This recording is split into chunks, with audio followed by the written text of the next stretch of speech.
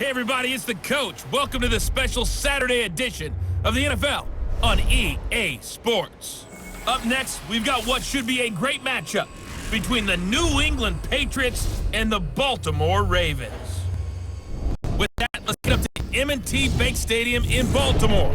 There to call all the action, we welcome in our broadcast team, Brandon Godden and Charles Davis. EA Sports coverage of the National Football League brings us to historic Baltimore, Maryland, and Bank Stadium. The two teams emerging from their respective tunnels a minute ago to the approval of this Baltimore. Their Ravens will match up with the New England Patriots. Brandon Godden and Charles Davis with you from our broadcast perch. And Charles, as we get this thing started, what are you going to be keeping your eye on? Special teams. Field position is always a big determiner in a ball game. Who sets their offense up for success the best, that team will win the game.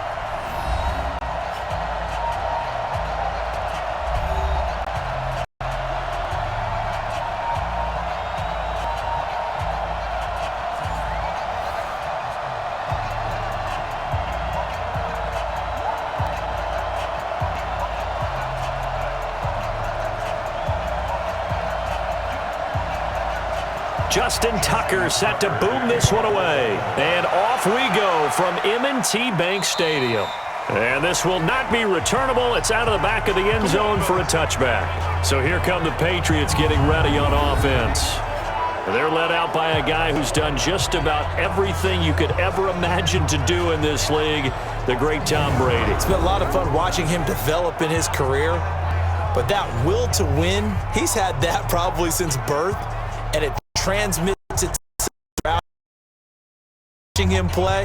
It can be an absolute joy unless you're on the other team. Wait, that wide, Eddie! Right there, pull his mic. Hey, I'm coming. 7-2. They'll run for the first time with Sony Michel. He finds an opening past the 40 and brought down across the 50 to the 49-yard line. A big hitter there, a first down gain of 26 yards. That outside handoff to the left, that play has to warm the heart of an offensive line coach because they controlled the left side where they were supposed to, but they didn't allow anything to leak from the backside on the right side of the offensive line either. Well played. Yeah, and it created a big run. So in Raven territory now, here's a 1st and 10 at the 49-yard line. Down Michel. And he's going to get this one down to the 45. Earl Thomas in on the stop. Let's discuss this offense now. And Gentleman, very good player. Has really developed into a terrific slot receiver, and a lot of times he would be the primary receiver. Still mad coming out of college that he's not a quarterback in the NFL. He takes it out on the opposing defenses. Following the pickup of 4, here's 2nd and 6.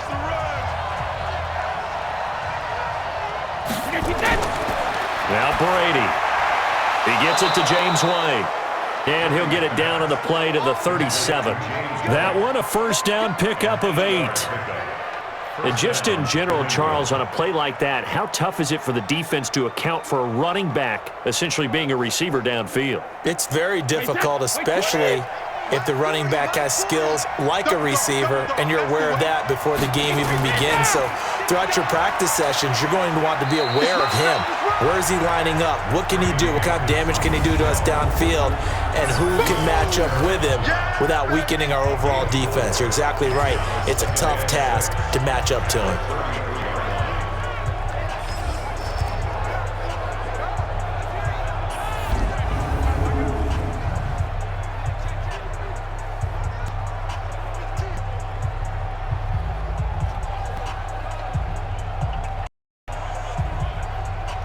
Wait, that 53! It's just me and you. It's just me and you. On 2nd down, Michel. Only a yard on the pickup there, and it'll bring up a 3rd down. Well, if the coaching staff's doing a good job upstairs, they'll file away what they just saw from the defense right there. They sold out to stop that running play. I'd say keep that in mind. They want to try that again. Go play action, hit them over the top.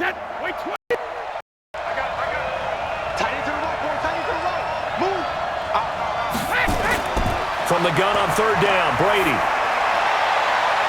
This is caught, and he'll take it into the end zone for a Patriot touchdown.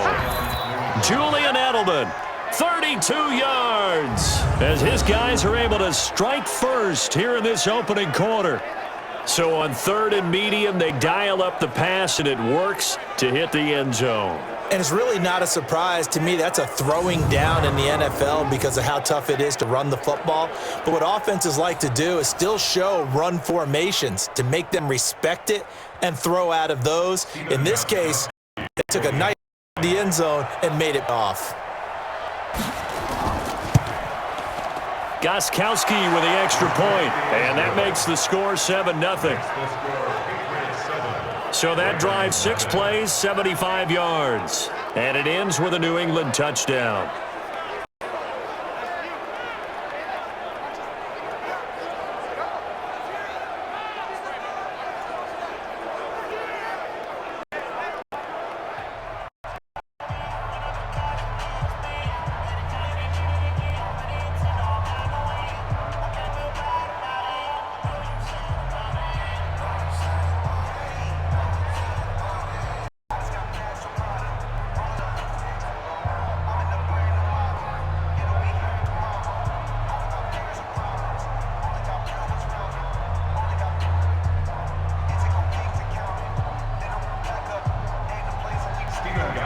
Gostkowski now after the touchdown. He'll send this one away. And this will be a touchback as that sails over the end line. So here come the Ravens with their first look on offense. As we get a look at a guy who grew up in Florida, played his college ball, of course, in Louisville. It's the electric Lamar Jackson.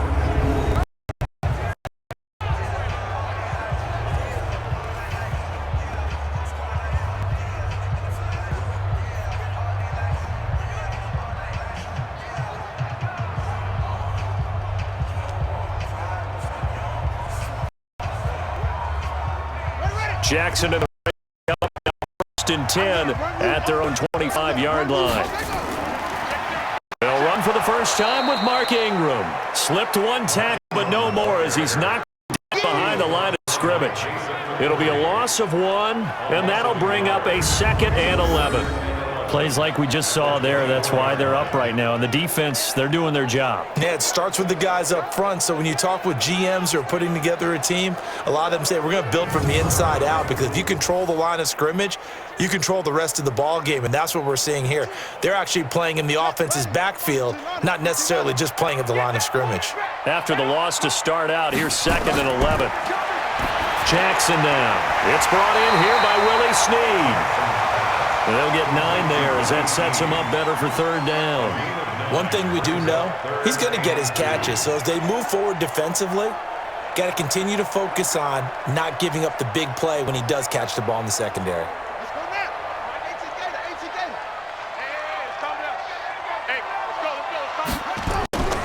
They'll try to run for the first with Ingram. Well, they hit him in the backfield, and he will not escape. And that is not going to get it done. That'll make it 4th down after a loss of 1. An ideal start defensively. They already have the touchdown. Now they get the stop. Just like they drew it up on the chalkboard. Does that sound dated? Right? Am I out of touch a little bit? It's all right. All right, grease board, heck, computer, exactly what you want, though. Score on your first drive, stop them on the first drive defensively. So on 4th down, the Ravens will call on Sam Cook to punt it away.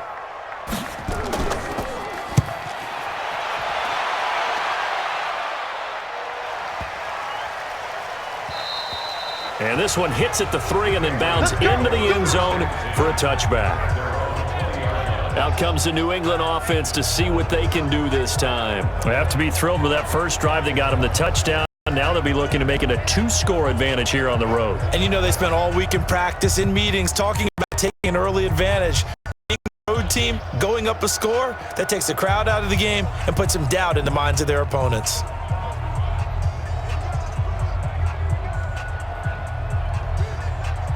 So Brady and the Pats take over 1st and 10 at their own 20-yard line. With Michelle on the ground, gets this to the 24 for a gain of 4. call that play a success. A nice inside run sets up a very manageable second down, a very solid gain on that play. They'll come up 2nd and 6 now from the 24.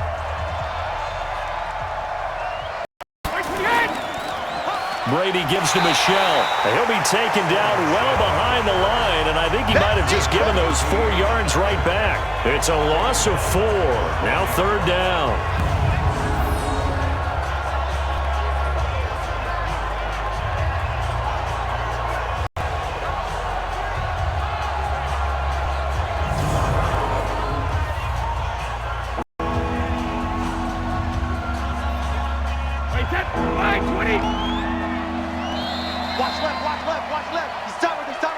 After one, 7-0 on EA Sports.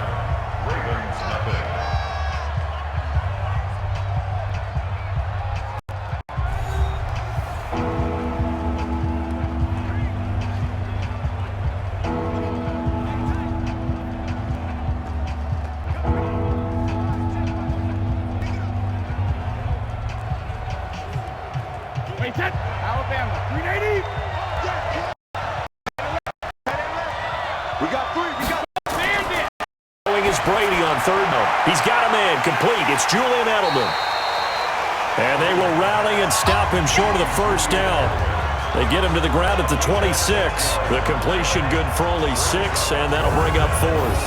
And when you're playing a quarterback with some experience and some moxie, you enter the danger zone when you decide to blitz him, because if he's able to diagnose as he did on that play, he can hurt you downfield. He reads defenses so well, doesn't he? He really does, and the best part about that play for him, I don't think that was his primary target. I don't think so either. I think he had the read, figured out where the blitz was coming from, and went to a secondary target for a really nice gain. Allen on to punt as he gets this one away. And that'll hit at the 5 and go into the end zone for a touchback. Let's go.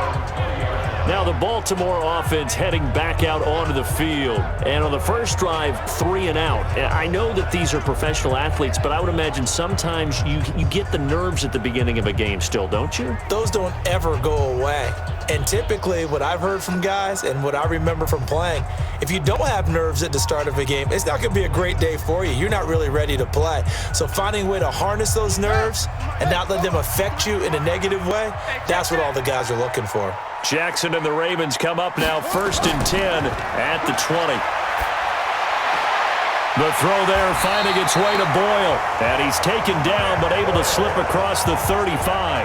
A big one there for the Ravens. It goes for 18. And the game just keeps evolving. Big guys running those corner routes, so difficult to cover.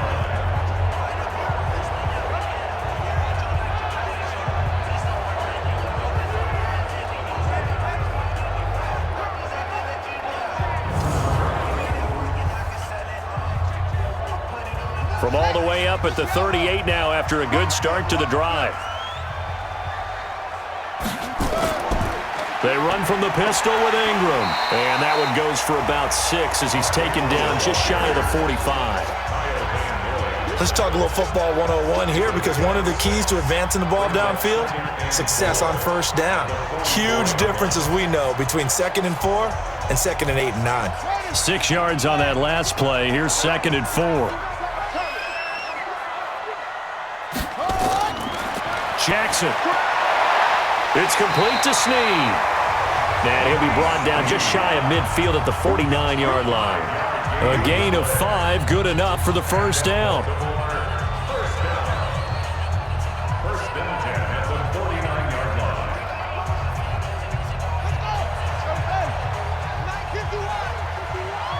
Get ready, get ready, get ready. Throwing on 1st down, it's Jackson. That's into the hands of the tight end, Boyle.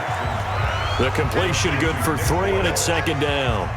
And partner, I think that was a great example that not all tight ends are created equal, because everything was right. Got the completion, but he's not one of the more dynamic guys in the league. So even though he caught it, couldn't turn it into much more. That 1st down completion only netted him 3. 2nd and 7.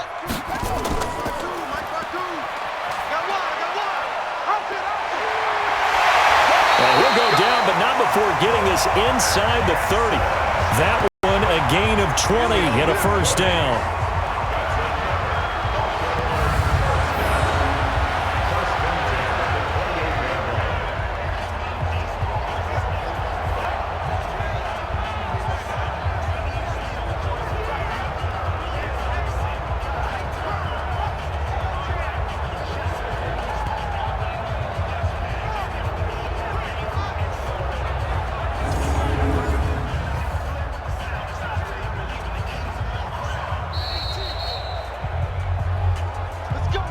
2 minutes on the clock, second quarter, 7-0 ball game.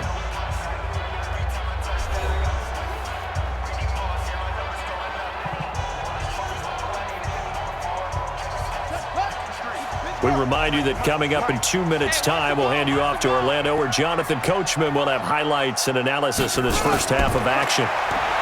Here's Jackson. He'll buy some time right. He's going to take off with it. And he's going to be taken down here with a penalty flag on the field. Offense.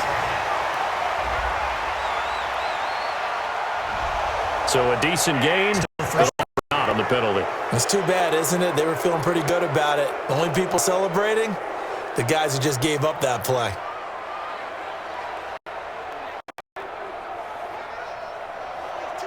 They're backed up with a 1st and 20 now after the holding penalty.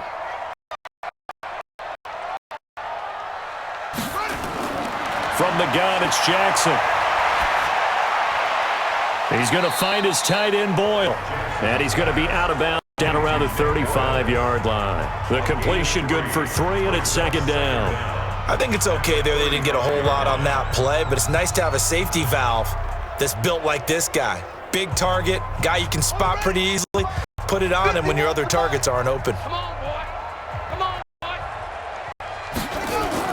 Throwing on 2nd and long. Jackson, Snead's got it. And he'll be a couple yards shy of the red zone here at the 22-yard line.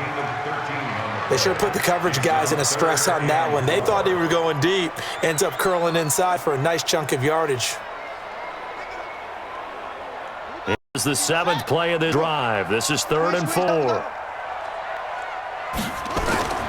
From the gun, Jackson. He finds Roberts, complete. And he'll have the first down, getting this one to the 14-yard line. He's got his first catch here before halftime, and it goes for a first down. This has to go down as one of the playbook, but oh so effective. Nice completion there. Keeps the sticks moving.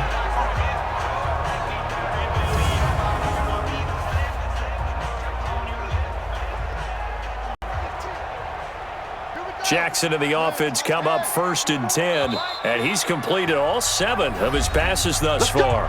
Now the Ravens going to use one of their timeouts, as they'll stop it with just over a minute to go before halftime.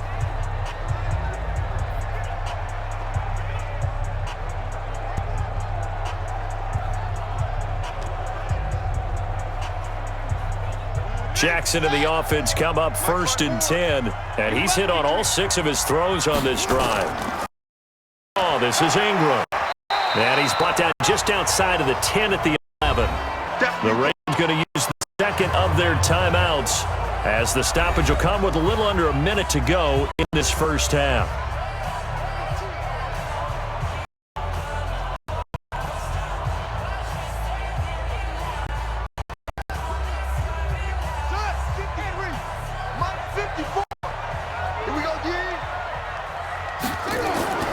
To throw on 2nd and 6. Jackson. This will be caught by Brown. And he'll take it into the end zone for a Ravens touchdown. An 11-yard touchdown, as they are now on the board here in the first half. And a little time left on the clock, so on the other side, they're thinking, gosh, we'd like to get that lead right back. Yeah, thanks for pointing that out. Here I am going ahead and tapping out the first half. Well, there's still time. They've got to make a decision about what they want to do on the kickoff, whether they want to let their return guy touch it. Justin Tucker for the extra point.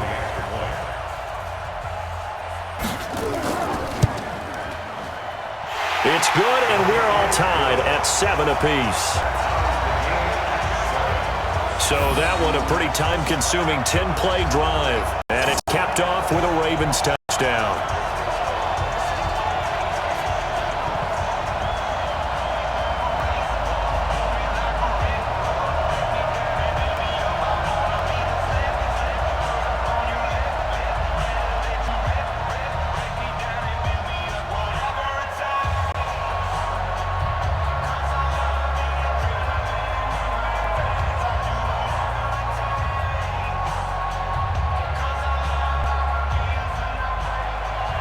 So I'll leave it at 7 now as they kick it away. And they will not get a chance to return this one as it's through the end zone for a touchback.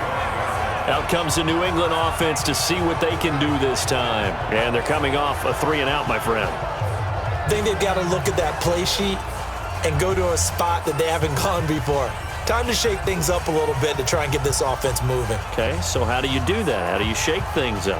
You look at what you called before, realize it hasn't worked Go to so something well, else. and maybe you try and find one of those special plays from one of your better players, and maybe try and hit something big and get things going in the excitement area.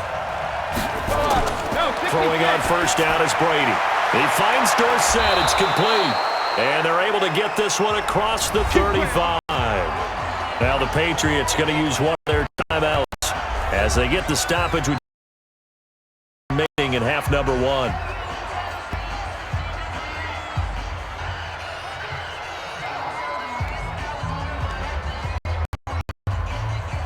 So from the 36 now, 1st and 10.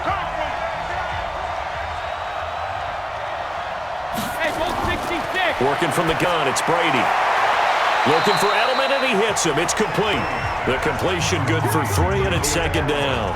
And finding Edelman underneath, that's a recipe for success. Typical route for a good slot receiver, and Edelman's one of the best in the game. Knows how to go inside what one of my college coaches called the broad patch. Go in there where it's tough and make those tough catches. And not only can he do it, he can often run away from people after the catch. Now, meanwhile, the throw by Brady knocked away, incomplete. Brandon Carr on the coverage there.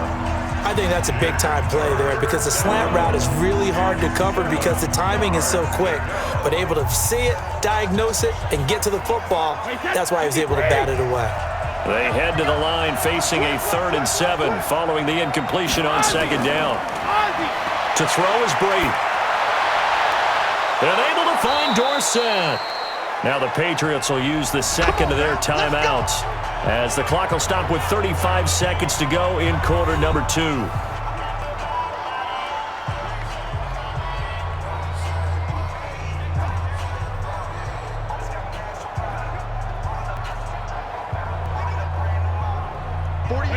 Wide, 80! Go, let's go. We got this. 36. On first down, Brady. Dorsett making the catch. And he's going to get this down near the 20-yard line. That one good for 13 at a New England 1st down. I think it all came together there. In-breaking route, drove it with excellent pace. Money throw right there to move the sticks. The Patriots will take their 3rd and final timeout as they stop it with 16 seconds to go in half number 1.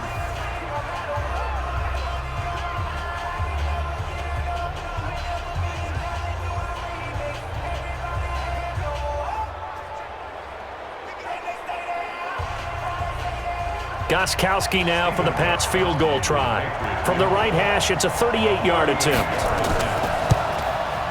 And the 13-year man puts it through. And they take the lead here now at 10-7. Well, the drive ends in just 3, but they'll take it. Looks like they'll head to the locker room, barring something unfortunate, in front on the scoreboard. Yeah, they may not be jumping up and down and celebrating because they have the lead, but still, any little momentum in a game like this is important to a team, and they'll feel real good about going in and regrouping, knowing that they are out in front.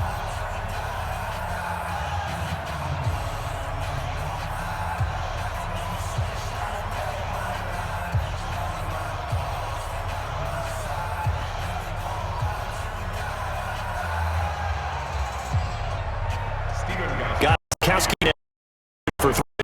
Kick this one away.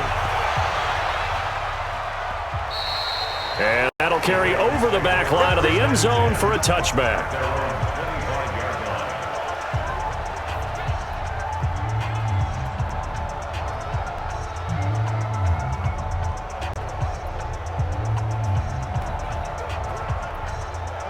The Raven offense set line for this next drive. And with time quickly fading here in the 2nd quarter, not sure how aggressively, offensively they want to play this. I think we'll find out just how much they trust their guys in this situation if they decide to take a shot. Just a yard on the first down carry, so it's 2nd and 9. I'd say they've got to find a way to get him going. He's such a big part of their offense. I wonder if they might throw it a little and come back to the run. Anything, because you're right. He's pretty much been completely neutralized. All right, Brandon, thanks very much. Welcome, everybody, to our abbreviated version of the EA Sports Halftime Report. This one's been as good as advertised. Just a field goal separating these two teams as they've already made their way back out of the locker room. So to bring you the story of the second half, let's get you right back out to Brandon Godden. Thank you, sir. A field goal separates these two teams as we come back for this second half.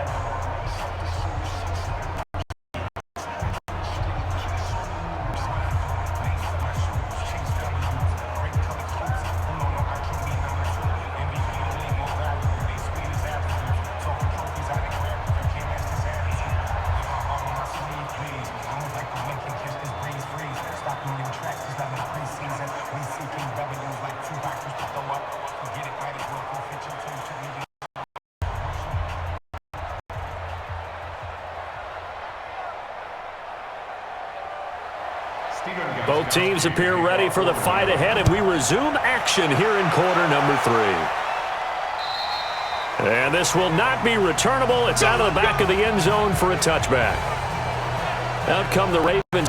They'll go on offense first here in this third quarter. They're close game, but they're going to need to do a little bit better probably here in half 2, no? I would agree with that totally. I would guess it in the locker room. They talked about cleaning up some of the errors, but overall, I think they wanted to be positive with them. Guys, we're right there. Just not playing as well as we need to. Let's pick it up, and we still have a chance to win this game. Yeah, they do. We'll see if they can pick it up. Jackson and the Ravens come up now 1st and 10 at their 25-yard line.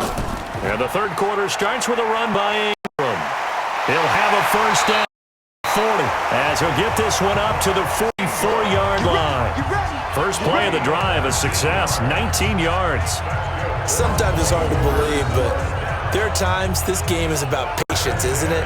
Has had the game he expected, but that run there, that may get him going. I was just going to say, maybe that gives him a little struggle, especially in that first half. Yeah, and I know the great ones always think to themselves, just hang in there. I'm just one big carry away from busting this open. That's a good start for him. Took just one play to move all the way to the 44 as they try again on first down. They run. It's Mark Ingram. And he'll take it across the 50 and into New England territory. 7 yards on the pickup there, and it'll leave him with a 2nd and 3. And after that type of a run, there's some talking going on down on the field, but it's not trash talking. The guy who just carried the ball, he's going back and telling his offensive line, great job, keep it up, and we'll break that one soon. You got three down. Let it go.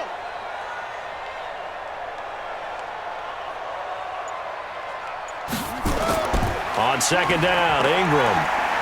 And they'll get this just to the 47, 1-yard gain. That didn't appear to be a run blitz. He just darted in once he saw the run develop. That appeared to be a case of see ball, get ball. Set, ready. 15 on it. 15 on it. Three buzz. He may try and run for this. And he gets this inside the 35-yard line. That's good for a Raven first down, 15 yards there. Well, partner, for a few years there, we thought this read option play was going to take over the whole NFL. It seemed like everyone was using it, but it has been scaled back considerably in the last few seasons, mainly because people are worried about their quarterbacks getting hit. But when you call it at the right time and you use it properly, you see the type of gains you can get. A nice chunk of yardage there by the quarterback. From the 32 now, here's 1st and 10. Here we go. On the counter, Ingram. And he's going to take this one down to the 25. A solid run on first down, gain of 7, leaves him with a 2nd and 3. This drive is pretty clear. Almost feels like old school fundamentals, doesn't it? Want to impose their will on the defense. What's that, 5 straight runs? Yeah, 5 straight carries to start this drive, and like you said, the way it's working, they may just stick with it.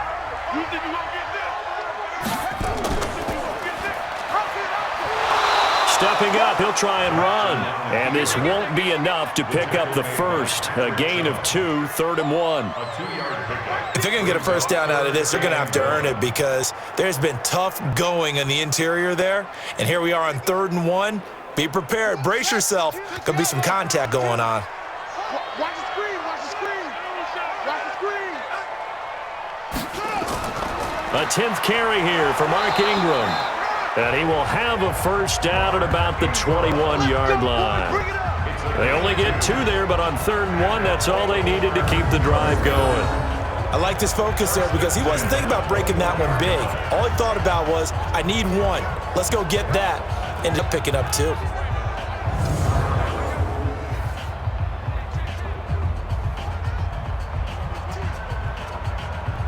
All runs on this drive so far. It's 1st and 10. And now Jackson will look to throw it. Now he'll pull it down. Jackson hit, and he lost the football. And it's picked up by the Patriots. He's at the 50, the 30, 20, and he's into the end zone. It's a fumble return and a Patriot touchdown. This was a close game. They needed a little breathing room, where they got it right there on that return for a touchdown. Yeah, we would say that this could be huge. Forget it. It was huge. Gave him a comfortable lead.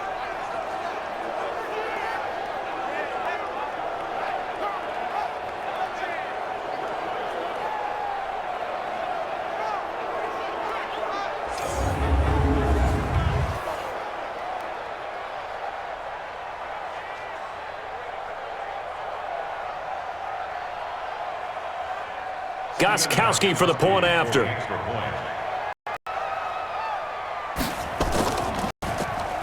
It's good to make it 17-7. The scoop score, always an exciting play in football, and we witnessed it there. Grabbing it off the ground and then rumbling it into the end zone for 6.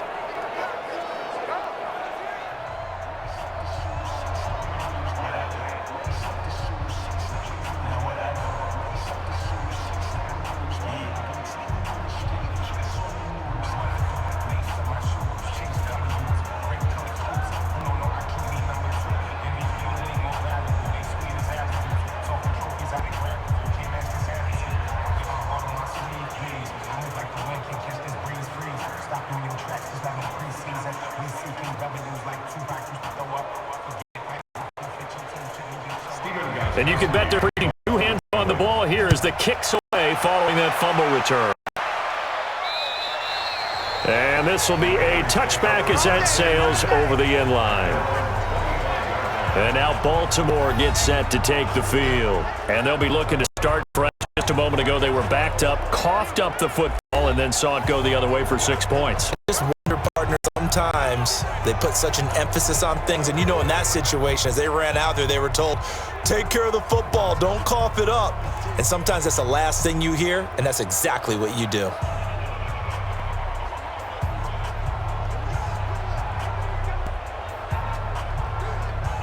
Jackson and the Ravens come up now 1st and 10 at their own 25-yard line. They'll run with Ingram here to begin the drive. And they're able to get this one across the 35. 12 yards to pick up there. Good for a Raven first. He's obviously a bit of a shorter running back. Sometimes when he goes up the middle like that, he gets lost in there and then he pops out for 10, 20 yards. I actually asked NFL linebackers if that was true. Do you actually lose sight of some of the smaller running backs? And all of them confirmed that that can be a problem. Think of it this way. 2 of the top running backs in NFL history, Emmitt Smith, Barry Sanders, both 5'10". Now a play fake here on 1st down. And now he'll tuck it and run. And able to get this one across the 45 before he's brought down. Nothing field. He keeps it himself for 11 and a 1st down. Man, defensively, that hurts. They got him out of his rhythm. They had him hemmed in, but somehow he was able to tuck it away and get away for a gain.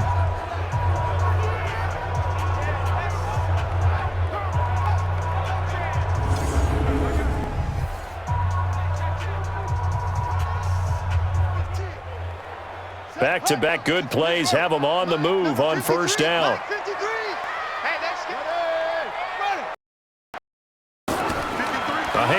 off. It's Mark Ingram. Credit him with a 1-yard gain there to make it 2nd and 9. 3 quarters have come and gone. Watching the NFL on EA Sports. Back now in Baltimore. It's the Ravens with possession of the football, but trailing on the big board as we get set for the 4th.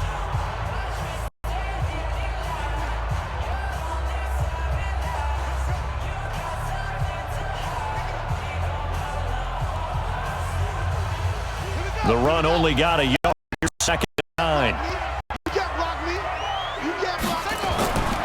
Now Jackson. Got a man. It's Brown. That catch good for 5. It's 3rd down. One thing I think that's safe to say defensively, the tackling's been really good. And because of that, it's been very, very hard for them to move the ball because you're not getting the benefits of run after catch. They're tackling them almost on the spot. That means you have to run extra plays, harder to move it.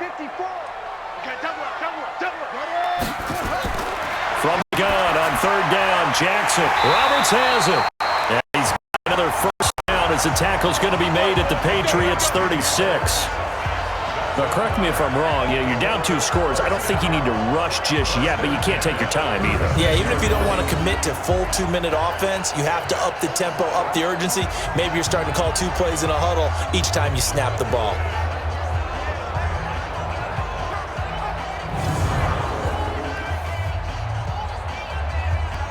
So from the 36 now, 1st and 10. Jackson from the shotgun. Looking right sideline, but it's incomplete. He was trying to get it to Seth Roberts. That'll bring up 2nd down. And that right there, his first incompletion of the game, pretty remarkable. So let's start talking about all-time records because with that incompletion, maybe over a 2-game sequence, or maybe he starts a new streak now because Ryan Tannehill, over 2 games, hit 25 straight. Now, we're taking the play, but Mark Brunell, when he's with Washington, 22 straight completions to start a game. This guy is on fire. That will go as a pickup of 7 on the 7th play of the drive.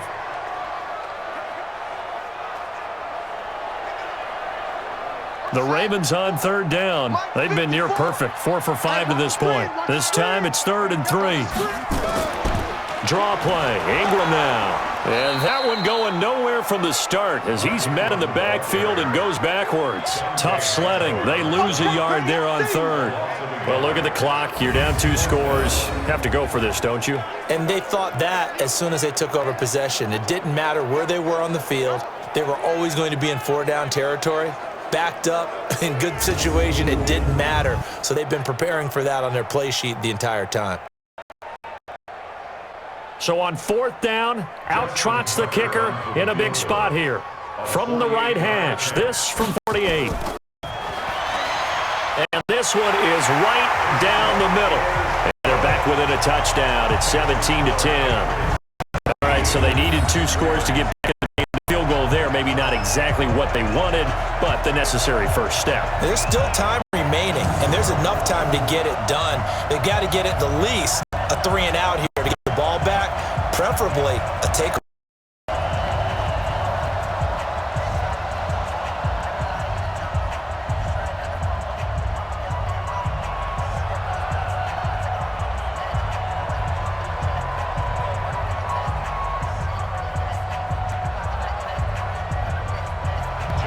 Tucker now following the made field goal, set to kick it away. And they will not get a chance to return this one as it's through the end zone for a touchback. And the Patriots gearing up to go now. The field goal we just saw has us now at a 1-score game, and on this side of the football, things are getting pretty tenuous, a little stressful. Blood pressure up a little bit, you think? I think up a lot of it. Could you imagine taking the pulse right now? It might be like a jackhammer out there on that side of the ball, but here's what the deal is. I think what we've observed is a team that's been playing not to lose as opposed to playing to win. And they've got to get back to that, and that means opening things up again, being a little more free than what they're trying to get done on offense. This drive starts out on the ground with Michelle, and not much to speak of. Call it a 1-yard gain up to the 26. Just a yard on the pickup there, and it'll bring up a 2nd and 9.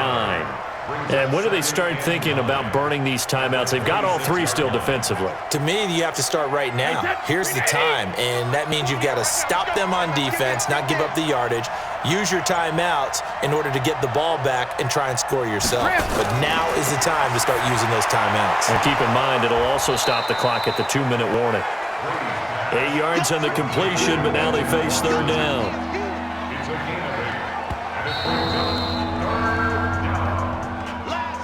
Fourth quarter, down to the final 2 minutes, and we've got a one-score game.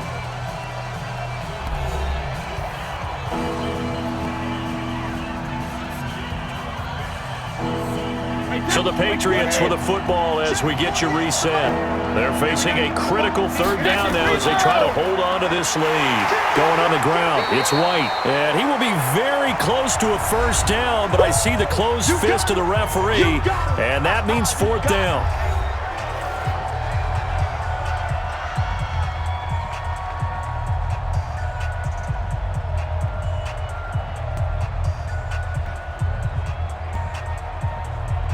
Here's Ryan Allen now as he'll kick it away for the second time.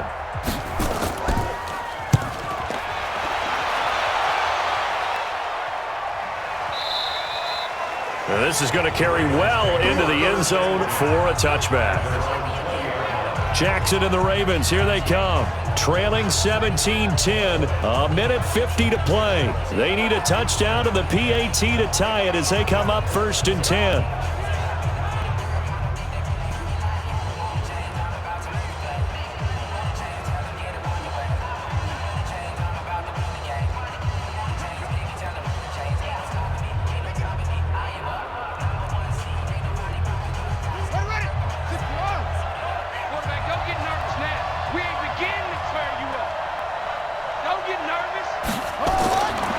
Jackson.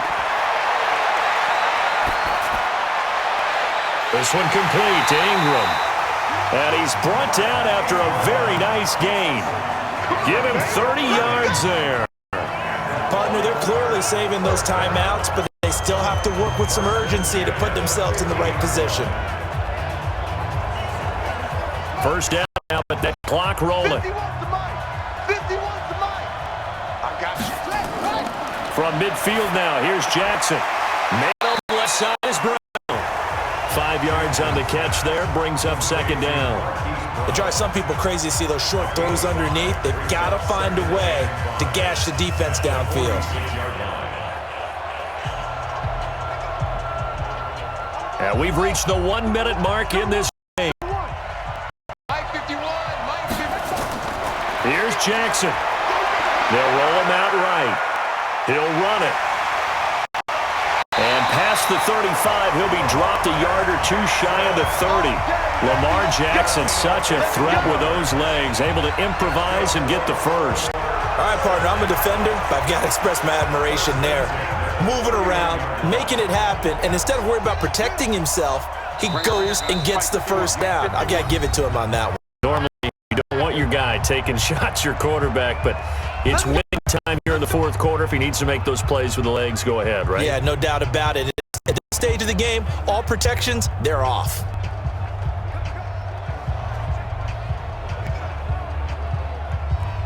The drive continues as a tying touchdown. Here's 1st and 10.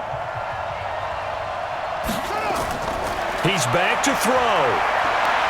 Now a desperation throw deep down, and it's caught. It's a touchdown. So they rally here in the final minute, and they're an extra point away from tying this game. And while it appears the heavy lifting was accomplished by scoring the touchdown, they're still down 1. That extra point is not a gimme.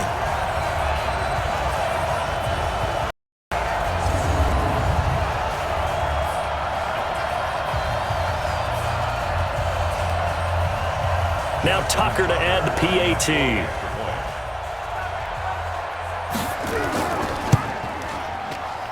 And no sweat, he puts it through, and we are tied here in the fourth.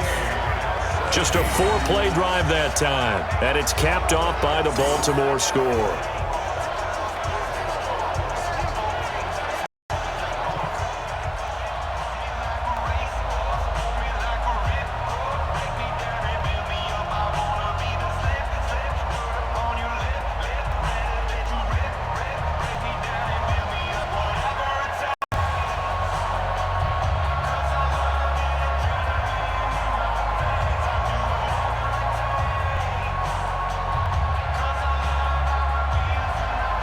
17-17 the score. All even to this point as the kick's away. And that'll carry over the back line of the end zone for a touchback. Out comes the New England offense to see what they can do this time. They have a little bit of time here to get into field goal range. Not much. In a tie game, you don't want to do anything crazy, right? I agree with you on that one. Risk-reward, okay? If you go for it, what is the absolute reward on this? But the risk is probably greater. Run the clock out, get to overtime, and try and win it there. All right, we'll see if they do just that. Hey, set, 53! Go, baby, get that ball! Alert! Now a first down carry. It's Michel. He'll be dropped after a gain of about 6 across the 30 to the 31. Now the Patriots going to use one of their timeouts as they stop it with 22 ticks to go in the fourth.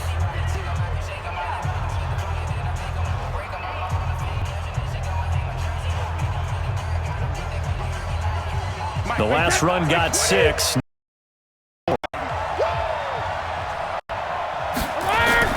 Now Brady. He's got a man complete. It's Julian Edelman. And taken down, but not before they work it across midfield. Now the Patriots will use the second of their timeouts as they get it with seconds remaining on the clock.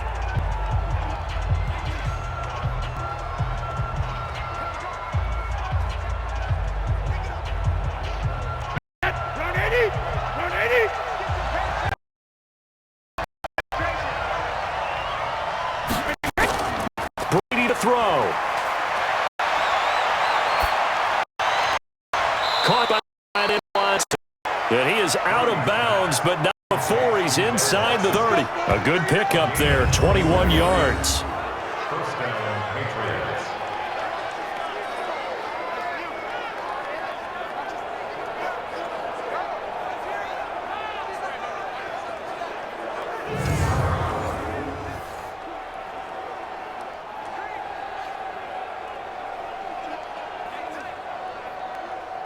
So now it's going to come down to the Pro Bowler, Gostkowski. He made his only attempt earlier. This for the win. And with just inside of 10 seconds to go, they'll burn their final timeout. 9 seconds left.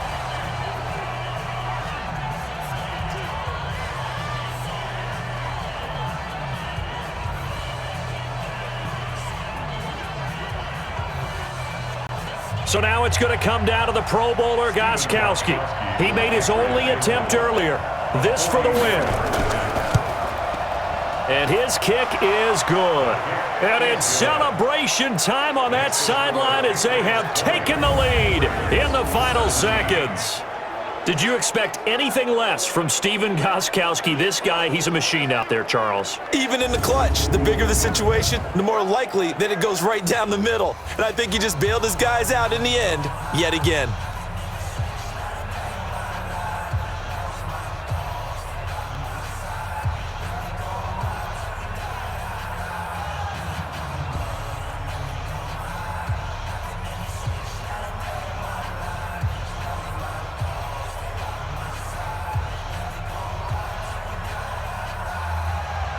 Gostkowski now for 3. Now he'll kick this away. And this will not be returnable. It's out of the back of the end zone for a touchback.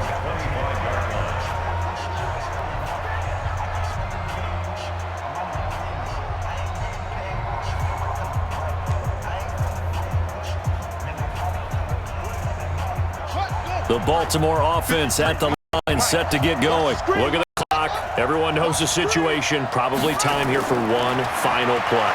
And we know what that play is going to be. It's got to be some sort of Hail Mary, throwing it towards the end zone and hoping. And, a crusher there as it's intercepted. Devin McCourty picks it off. And that is going to seal this victory as time runs out. Well, we were on hand for a fun and entertaining game here, coming down really to that last play. Great job defensively to get the pick and seal it. And we know that every play during a game matters. You're never sure which one's going to be one of the key ones. But at the end of the game, when you analyze it, 3, 4, 5 plays are going to be the ones you focus on. And that last play was one of them. The last shot had to take it, and they came up with the interception and sealed their victory. So that's a wrap. For Charles Davis, I'm Brandon Gaudin. And this has been a presentation of the NFL on EA Sports. For more, check us out at easports.com. From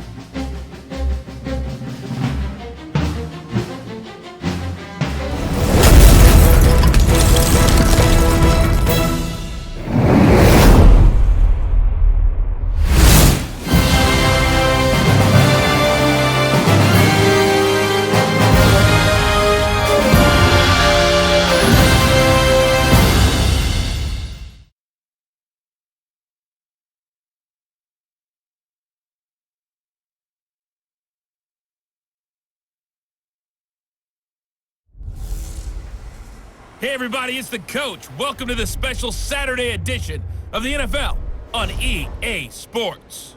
On tap is what should be a pretty good matchup between the Washington Redskins and the Denver Broncos.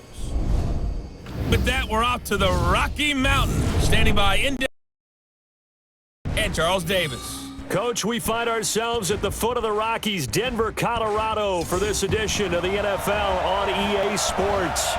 Just a short time ago, sounds loud enough to reverberate across the Rockies. They're ready for football in Denver as the Broncos get set to do battle with the Washington Redskins. Alongside my partner, Charles Davis, I'm Brandon Gunn. Happy to be with you. And CD, as we get this thing going, give the folks at home something to keep their eye on. The running game for both teams, because I think this is going to be an old-fashioned, old-school type of a game. Physical, who wins up front, who runs the ball the best and controls the clock, they will come out the victor.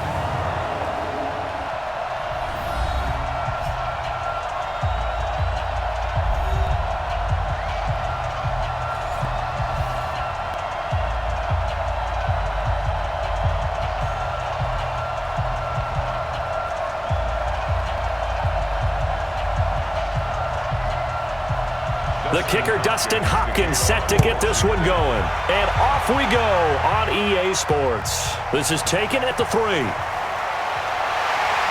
And he'll take it past the 25 and up to the 28-yard line. So here are the Broncos now for their opening drive. They'll be led out by their veteran QB, the former Delaware Blue Hen, Joe Flacco.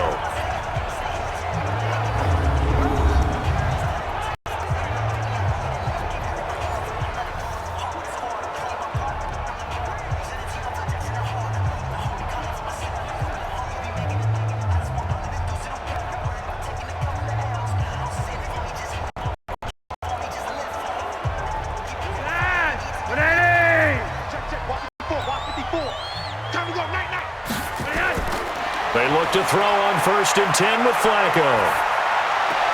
And that's complete to the tight end, Hireman. Only a couple for him there on the game's first play, and it's 2nd down.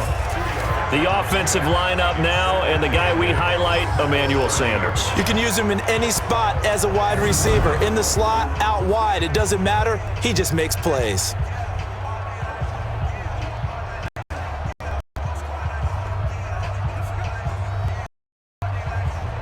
So 2nd and 8 here after the pass play for 2 first down.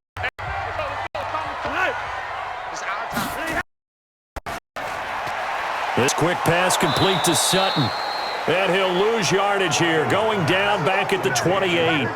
The tally there, -2 yards, brings up 3rd down.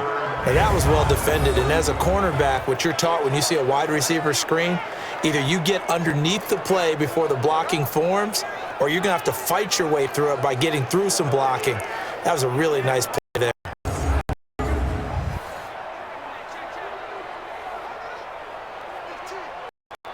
So trouble already here on their opening drive. This is 3rd and 9.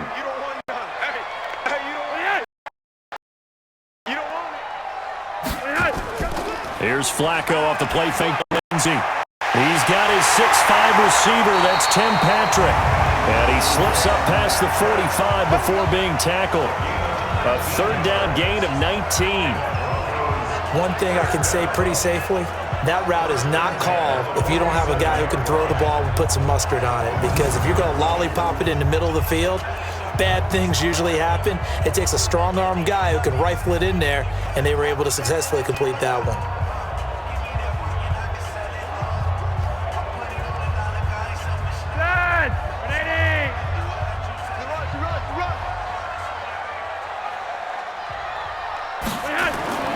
First carry of the game here for Royce Freeman. And he's got it across the midfield stripe and into Washington territory. Call it a gain of 4 on 1st, and that'll make it 2nd down. And here is the Redskin defense. At corner is Josh Norman. I would think he would want to quibble a little bit. Actually, you know Josh would have a full discussion with the metrics people who say that maybe he's not the elite lockdown corner he thinks he is. He would say, ask all the receivers in the NFC East. They would think differently because a day against Josh Norman is a very difficult day for any receiver.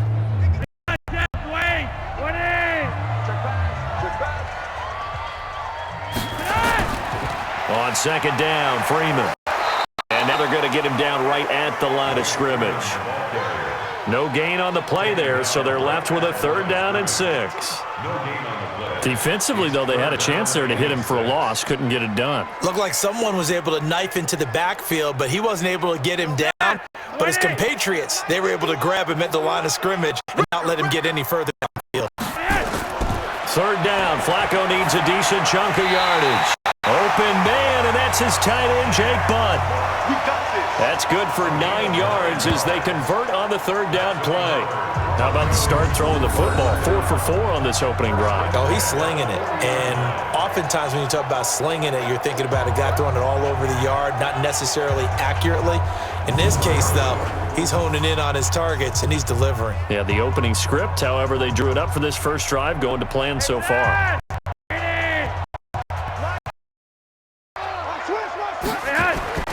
Flacco off play action. And he's going to have the hook up to Sutton. And they'll wind up getting this one all the way down inside the 20. And a nice gain of 21 yards. I have no crystal ball up here. I can't truly see into the future. But if they don't start getting some pressure on him, they can move around a little bit, do something with the receivers to, change up their timing.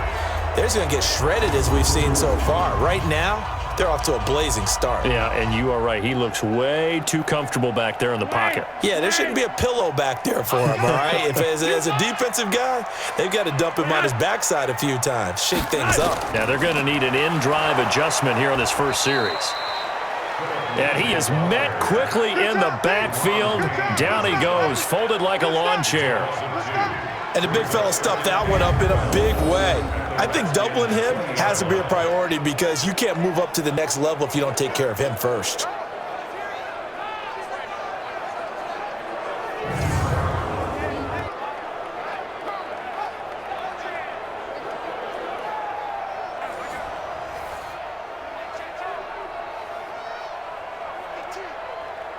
A rare misstep on that last play because the drive has been strong, but now it's 2nd and 12. Bootleg, Flacco.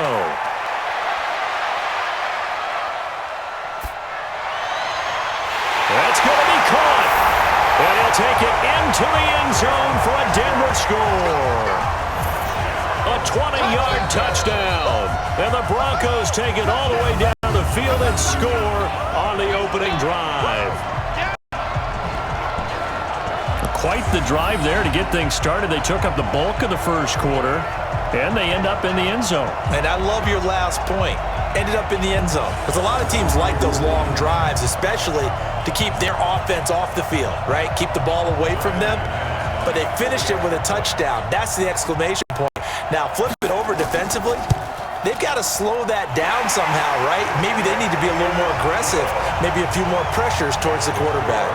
McManus's point after is good, and it's now a 7-0 game.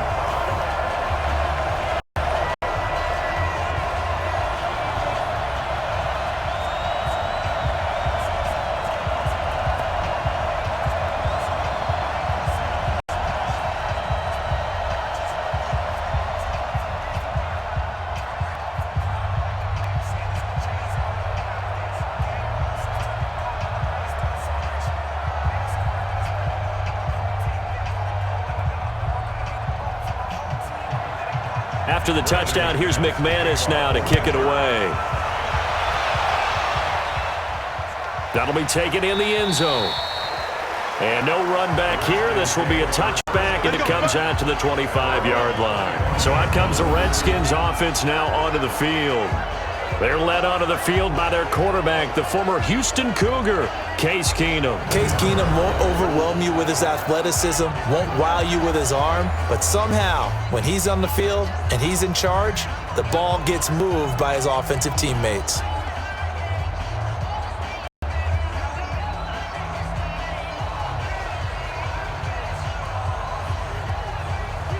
Keenum and the Redskins now going to come up 1st and 10 at their 25-yard line. Play action. It's Keenum. Connects here. Tight end, Jeremy Sprinkle.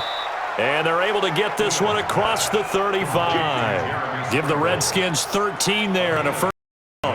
Now, Charles, what's the mindset here offensively? You gave up the touchdown pretty quickly. Would it have changed if you had gotten a stop and it would be 0-0 right now, or no? I wouldn't think so. I think in most cases, just down a touchdown, we're just getting started here. It should be a long way to go. You think to yourself, stick with the game plan, all the things you worked on in practice. But you have some teams that when they get down, their natural tendency is to aggressively strike back. And let's see if they want to get outside of the game plan we expect and try and be aggressive on their first series.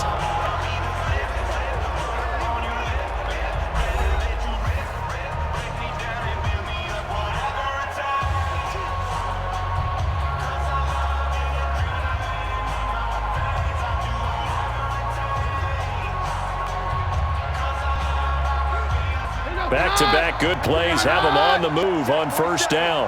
Let's go, D. Let's go. On the carry, Thompson. And that play will go nowhere. Losing yardage back near midfield at the 49. That's going to go as a loss of 1 on first down. Another example right there how this defense really is winning the entire game at the point of attack. Yeah, right there at the line of scrimmage because they are dominating it. It allows their interior guys to get upfield and spill into the backfield. So how are you going to combat that? People say bring in your tight end, keep him in, your running back, step forward. Bottom line, your offensive line has to block them first to give yourself a chance.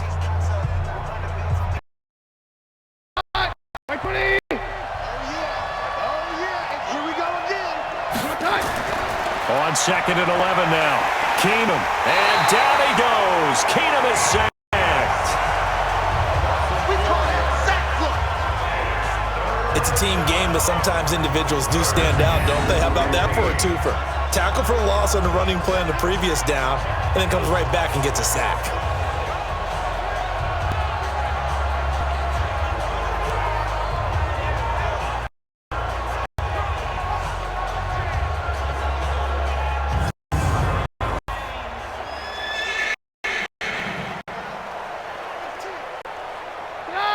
Here after the first and second down plays went in the wrong direction.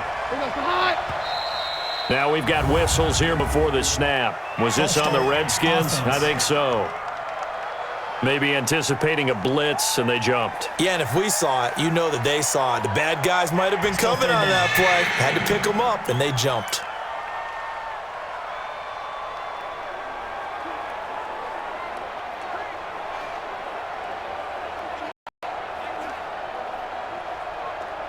So the false start doesn't help matters as they'll try again now. 3rd and long. Working from the gun, Keenum. And he finds McLaurin. And he's going to be out of bounds, but not before he takes it inside the 40. That one goes for 24 yards.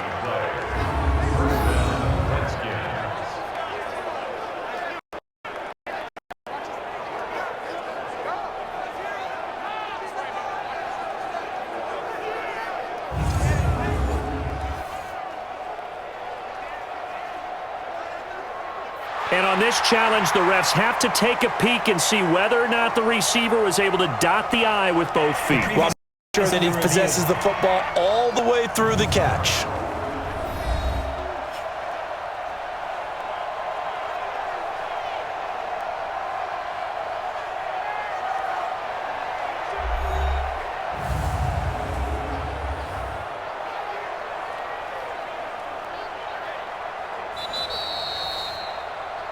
Keenum's pass complete to Terry McLaurin.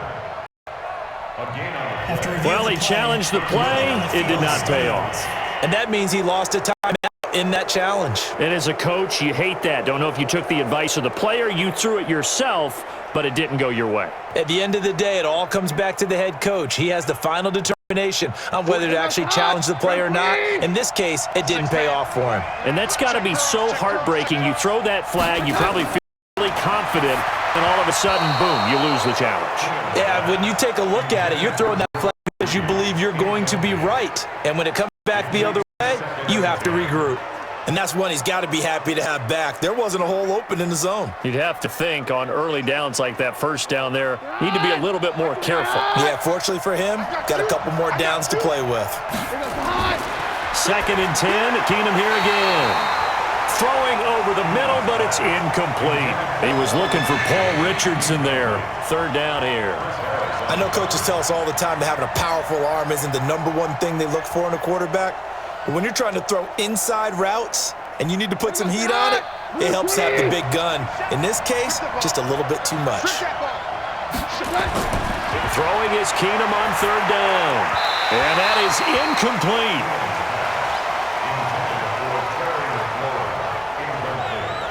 Just a little beyond the reach there of his receiver.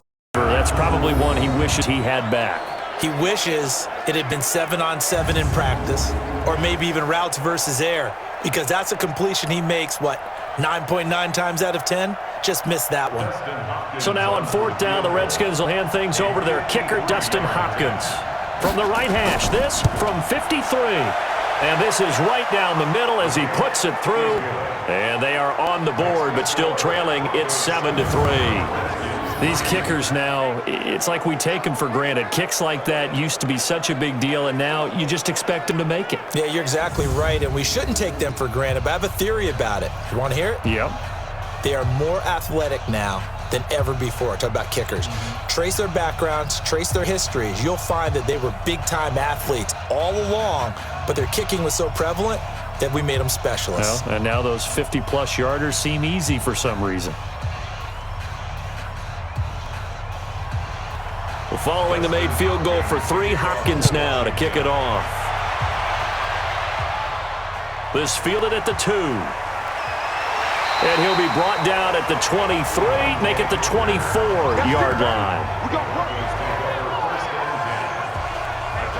As Denver comes back out here offensively, this is a team, Charles, that finished the season 7-9. 1 their last 5 to get to that mark. Really what killed their chances was that 0-4 start to the season. A couple of those losses were really heartbreakers in the final seconds of the game. And they were hurt by injuries as well because they lost 2 of their bigger, better players early in the season. Bradley Chubb, outside linebacker, defensive end, and Jawan James, starting offensive tackle.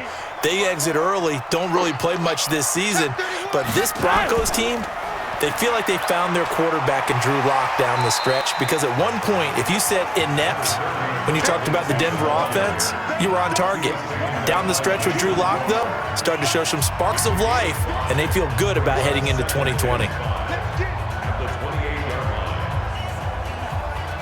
After the pickup of 5, here's 2nd and 5.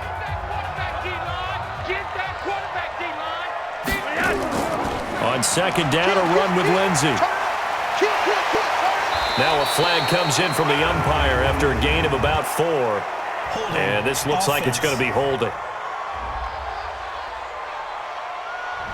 That hold coming from the middle of the line, the center. And it's difficult for him because sometimes you've got people right over you, and as soon as you snap it, trying to get your hands up and block them, you can be a little bit late getting it done.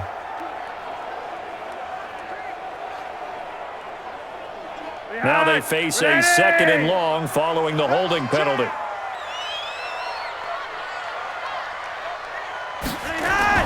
Here's Flacco.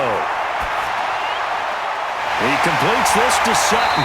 And they work this well upfield across the 45. That one covers 24 yards. It's a 1st down.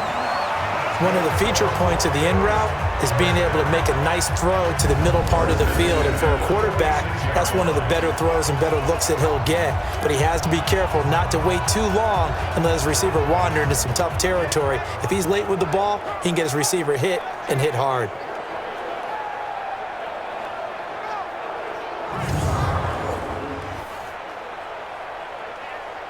Flacco will come to the line, 1st and 10. And he's completed all 7 of his passes thus far. Here's Flacco. That's complete to Jake Butt. And down he goes at the 45 after a pickup of 9. When you execute a drag or a crossing route really well and give them a chance to let it develop a little bit, you can gain some significant yardage hitting your touchdown on that one.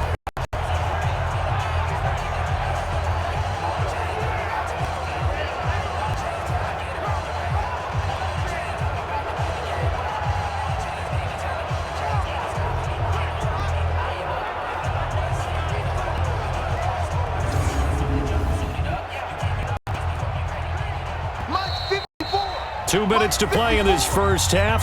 7-3, our score.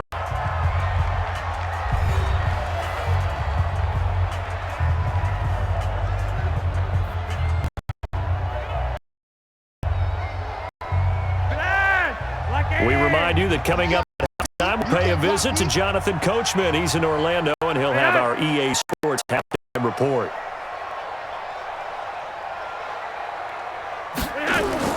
Looking to throw again on second down. Flacco is the tight end fan, and he'll get it down here to the 43. They'll get 3 as the drive continues. It's a first down. One thing you're hoping for when you run drag routes, you're able to hit a receiver in stride, and he can pick up a lot of yardage after the catch. But in this situation, the defense was effective, able to stop him before he could get a good head of steam going. Throwing here on first down. Flacco finding the open man, and that's Tim Patrick. A Bronco first down there, 12 yards on the play. First and 10 at the 31-yard line. Flacco now 10 of 10 to start the game. How about that?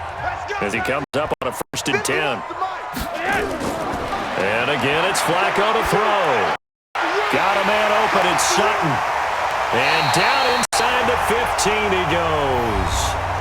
Now the Broncos going to use the second of their timeouts as they'll stop it with a tick under a minute to go before half.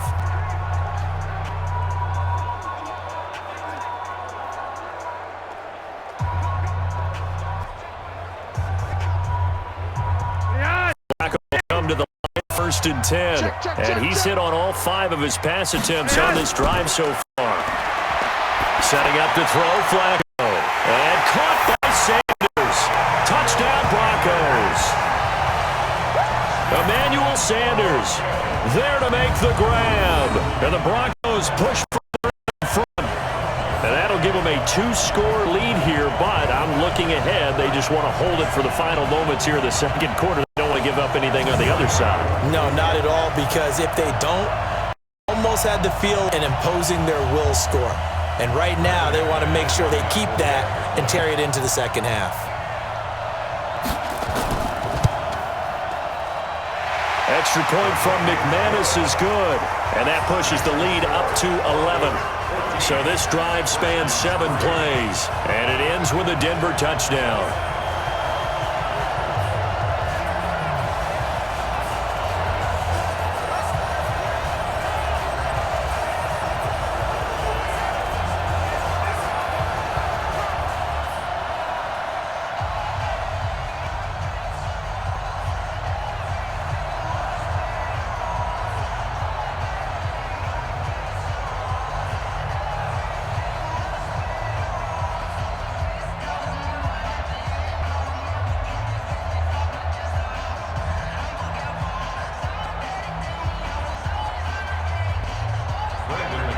After the touchdown, here's McManus now to kick it away.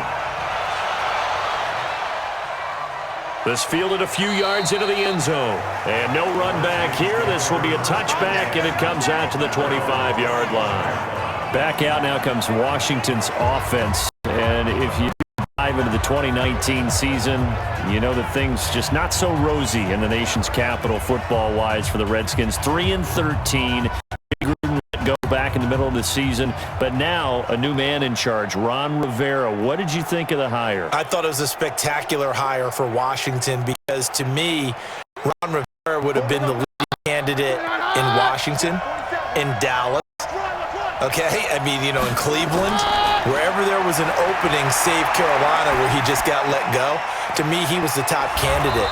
A professional who played in the league, so he'll be respected that way. He'll be the head coach who took his team to a Super Bowl. First thing he did, got rid of the ping pong tables in the locker room. New man in town, new discipline in town, but I really think it was a home run hire for Washington. And I'm with you, but isn't it interesting how these coaches can be recycled? Yeah, Carolina apparently said, hey, he's not good enough for us anymore, but other places, they would love to have it. And I think a lot of that has to do with whoever owns the team, or if there's a new person making decisions above the head coach, because if that person had hired Ron Rivera might have stuck with him through a small downtime and knew he had a great coach. But oftentimes when you're the owner and it's your first hire, you really want to hire someone yourself. And when there's an opportunity, you take it. And that's why Ron Rivera is no longer in Carolina. Back-to-back good plays have him on the move on first down. Out of the gun, Keenum. It's hauled in by Doxson. And taking it across midfield and inside the 45. Give the Redskins 13 there and a first down. It is hard in zone coverage to stop a curl route because when they see it, they just try and find the open spot and sit down. Yeah, we always talk about finding the soft spot in the zone. What's the key to doing that? How do you do it? You have to read what the coverage is. Is it 2 deep? Is it 3 deep? Because then you know where the linebackers are going to drop, what spots on the field they naturally get to, and you find that open space, and then you're in sync with your quarterback. He should be reading the exact same thing, and they put the ball right on you.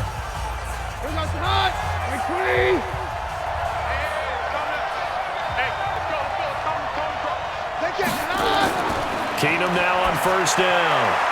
He's found Doxson again, complete. And he's going to get this down near the 30-yard line. 12 yards is the pickup, and it's good for a Washington first down.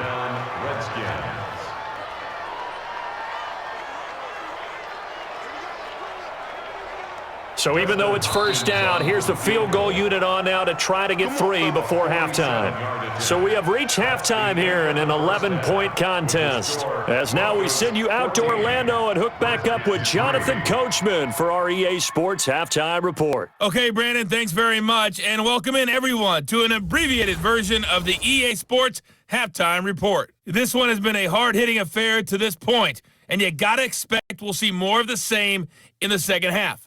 And to bring the action your way, let's get it right back out to Brandon Godden. All right, Coach, thank you, and we welcome everyone back for quarter number 3.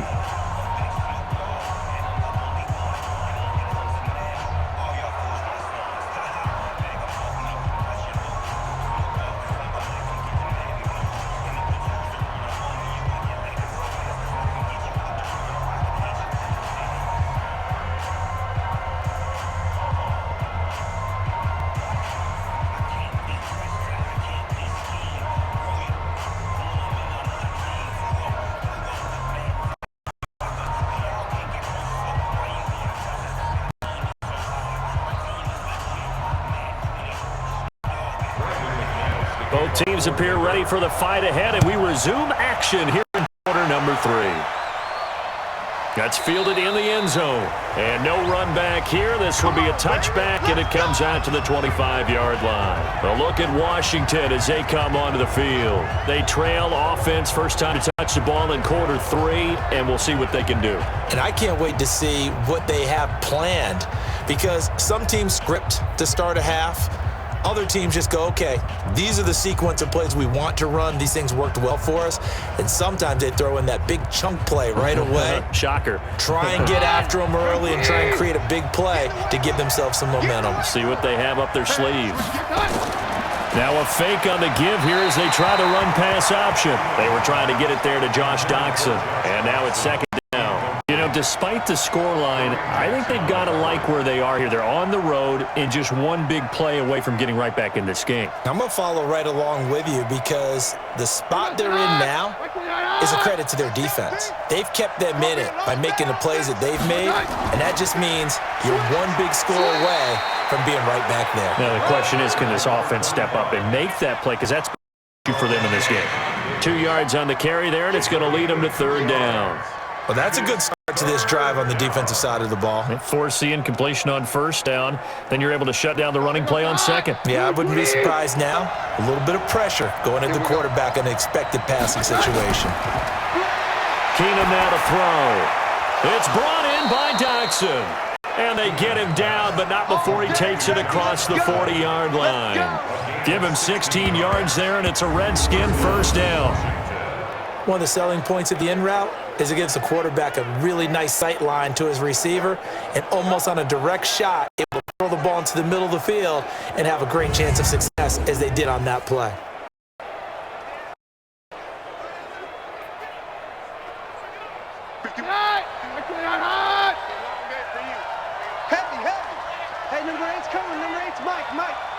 Off play action. Keenum. And taking it across midfield and inside the 45. Give the Redskins 13 there and a first down. Such a valuable commodity to have a tight end who can run and get open. How about what he just did there? Worked his way from right to left across the field and found his way free. So a 1st and 10 now in Denver territory at the 44-yard line. To throw is Keenum. He's got it complete to Thompson. 4 yards on the pickup, and that'll make this a 2nd down. Everyone's got to be able to catch the football. Doesn't matter what position you play, but if you're on offense, be aware a ball may come your way. 4 yards on that last completion, so that sets up 2nd and 6. Again, they'll throw with Keenum. And this one complete to Reed. And this is going to be another first down as they'll make the tackle at the Broncos' 28. Tough to play zone defense when they can just curl up right there in front of you. Yeah, absolutely. Well, we talk about finding the soft spot. Defensive, how do you make sure they don't find the soft spot like they did there? Tough to do because what they will do is routes that'll pull you out of that spot they want to get into. That's what we call not taking cheese, right? Don't go for the trap. But it's hard to do because when you see a guy cutting that in that direction, you tend to go towards him. Now, meanwhile, a pass that should have been intercepted, but it winds up falling incomplete. I think he's a little trigger happy right there, and it turned into an ill-advised throw into their zone. Well, we know he has confidence. He'll throw it any place, anytime, anywhere. That time it fell incomplete. So now they'll come up on 2nd and 10, once again from the 28. Now Keenum. He's got his man. This is Doxson. And the ball is knocked out. It's picked up by the Broncos. We have seen this before, and we know coaches preach about this and work on it all the time. Catch the ball. You know there's going to be some traffic somewhere. They've got to put it away and secure it as they try and get downfield.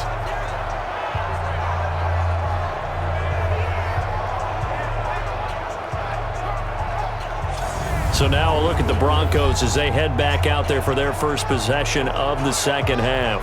And right now they're saying, hey, let's keep this going. 2 drives, 2 touchdowns. Yeah, can't ask for a better start than that, can you? I mean, this is the way you practice it. This is the way you rehearse it. But right now, the play calling, they're locked in really well. So they need to determine if that knee was down before the ball was coughed up. And they also wanted to make sure that the ball was possessed as they were going through, that the ball wasn't working its way free before the knee hit the ground.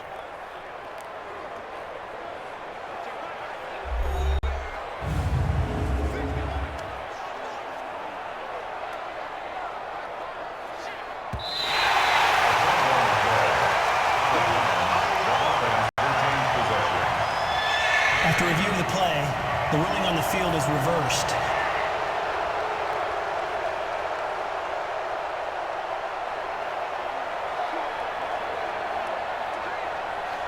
They had the catch on 2nd down, but it didn't help at all, and now they're looking at 3rd down here. Following the fumble recovery, Keenum. Jordan Reed has it. And he's going to have a first down here as he gets this one to the 17-yard line. It's a first down following a gain of 3. And that one was a lot of fun right there because that was the game within the game. 3rd and short, blitz was on. What's the key for the quarterback? Get out of your hands in a hurry. And that was a quick little completion. Got the job done for a first down.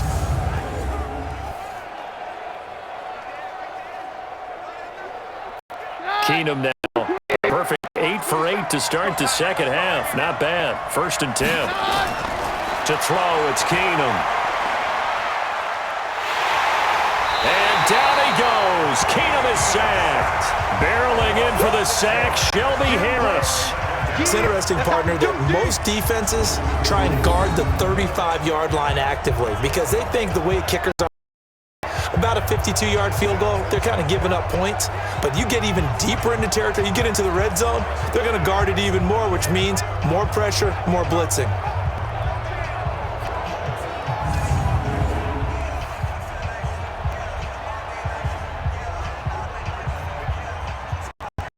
Work to be done here on 2nd and 16 after the sack. All day, defense, all day, all day. Keenum. Looking for McLaurin, and he's got him. And he's brought down just outside of the 10 at the 11. It's a pickup of 12, and that'll set up a third down. And it's third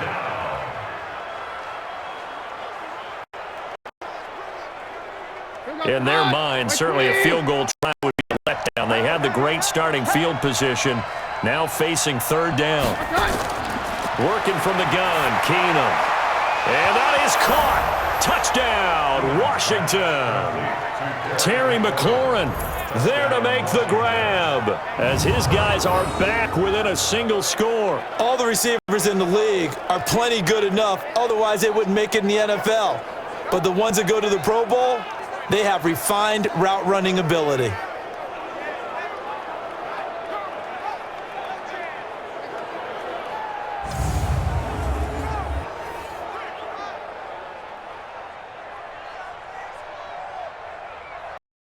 Now the Redskin offense will stay out there and go for two. I got tripped this side. Shotgun snap for Keenum. And he's got it. So the try for two successful.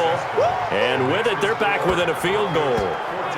Well, I guess the coach looked at the two-point cheat sheet, said go for it, get it to a three-point game, and they did it. Yeah, and sometimes you just throw out time of game. You don't worry about that. There's just a feel sometimes in making that call, and he felt good about what he had for a two-point conversion, and now they're only down 3 and feeling great about themselves.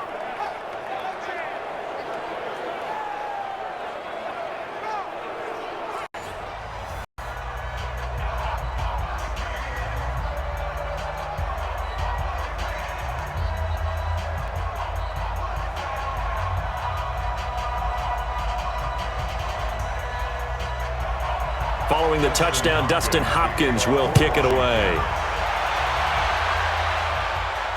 This will be taken in at the 1. And not a bad return here. He gets it out to the 25-yard line.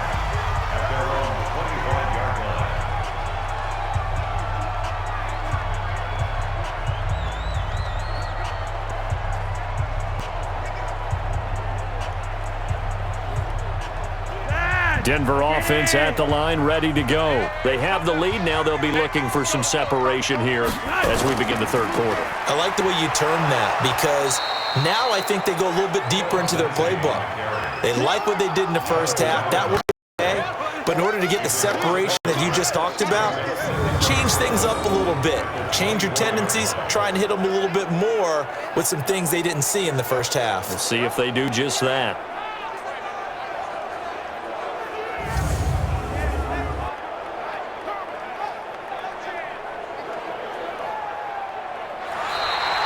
And as they come to the line, they will not be able to get off another play as time has run out on this third quarter. You are watching the NFL on EA Sports.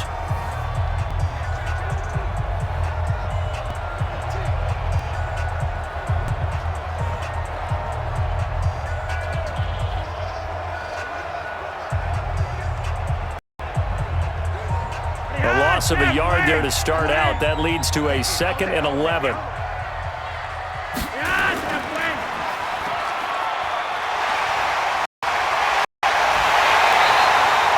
22-yard first down.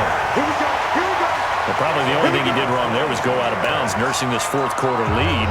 You want to stay in, eat the clock. Yeah, you got to love the effort, the catch, the extra yardage, but you got to know the situation. Stay in bounds, young man.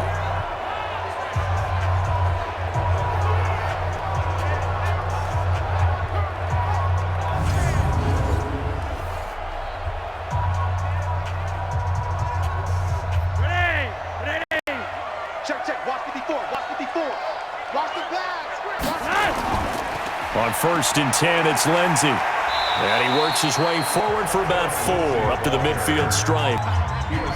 Offensively with the lead, you want to run the ball, keep the clock going, but you also want to still kind of be in attack mode too, right? So how do you do that and not come back on your heels? Yeah, think about all the practices we've watched where they have that tempo period to go over things just like this, where they describe the scenario, tell you what they're looking for, and make sure that they're still attacking, yet at the same time not going so fast as to leave too much time on the clock. From midfield now on second down. Flacco, it's Ryan Kerrigan getting the sack. Now, we talk about players blitzing all the time. I often laugh on just straight-ahead pursuit. What a running start right back to the backfield for him. Yeah, it really didn't give anybody a chance to get up there and stop him. No, I mean, that's really, really difficult. You're asking a whole lot anyway, but when he gets that kind of a start and comes through clean, oftentimes the advantage definitely goes to the defensive player. Now after the sack, Flacco and the Broncos come up 3rd and long.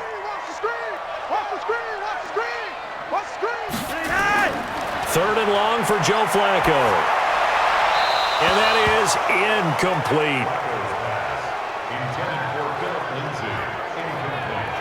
Critical play in this football game, because if they pick up the first there, that clock keeps rolling. Has to be a little frustrating for them because they know that if they pick up a first down there and continue to eat away at the clock, really increases their chances of closing this one out. Now they're likely going to have to give the football up and sweat it out on the sideline.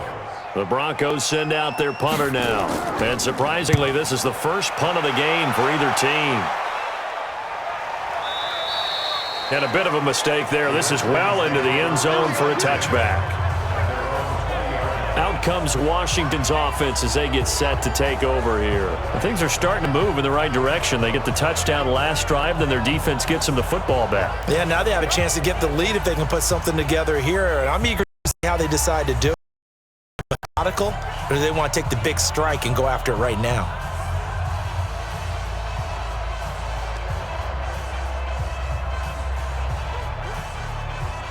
Keenum and the Redskins now going to come up 1st and 10 at their own 20-yard line. From the gun, it's Keenum. And that is incomplete. He couldn't hold on through the contact. Brings up 2nd down. We have not seen a whole lot of wide-open receivers. Everything seemingly has been contested. And that's another nice job there to force an incompletion. They've been very cohesive, knowing each other's moves all game long, and they've been on the spot just about every time. And they've held them in check on the scoreboard. 2nd and 10. Keenum again to Thompson on the screen. They get 7 there on the screen. It'll set up a 3rd down. For a second there, I thought that might break big. Screen pass. Looked like it was coming together. Looked like there was an opening. Still, ended up with a solid gain. As big of a play as we've had in this one so far. This is 3rd and 3. From the gun, here's Keenum. And he finds McLaurin. And he'll be out of bounds across the 30-yard line. Offense. Umpire through the flag usually always indicates holding, and that's what we've got. And you know, depending on their positioning, where you are on the field, the umpires get different responsibilities, but always, always making sure no one's holding. And this 3rd down looking very tough after the holding penalty. 3rd and long. A shotgun snap for Keenum. And he finds the tight end, Reed. And he'll get this one way up just shy of the 45-yard line. A big 3rd down conversion with a gain of 28. And there they went crossing route against the zone defense. What do you think of that? Takes real coordination between the passer and the receiver because you've got to read those zones and where the open spots are and be on the guy throwing the football. Because sometimes you're throwing it in front of the zone, sometimes throwing it between the zones. Sometimes the receiver's going to just kind of find a spot and what we call sit down and present himself to the quarterback and throw it there. Tough read, but in sync, it's really effective. Here's Keenum to throw. That's complete to his receiver, McLaurin. The completion good for 3, and it's 2nd down. I always laugh when people say, what's the toughest route to defend? And I'm like, any of them, especially if it's a good receiver. That makes things very difficult. But when you're running a drag route, something short, shallow, going through defenders, using guys almost as screens in order to get open, that makes things tougher, guys trying to get to the football.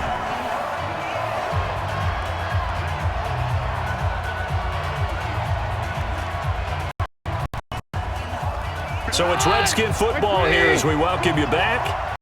And let's see what they've come up with offensively after having time to talk it over. 86 is on the go.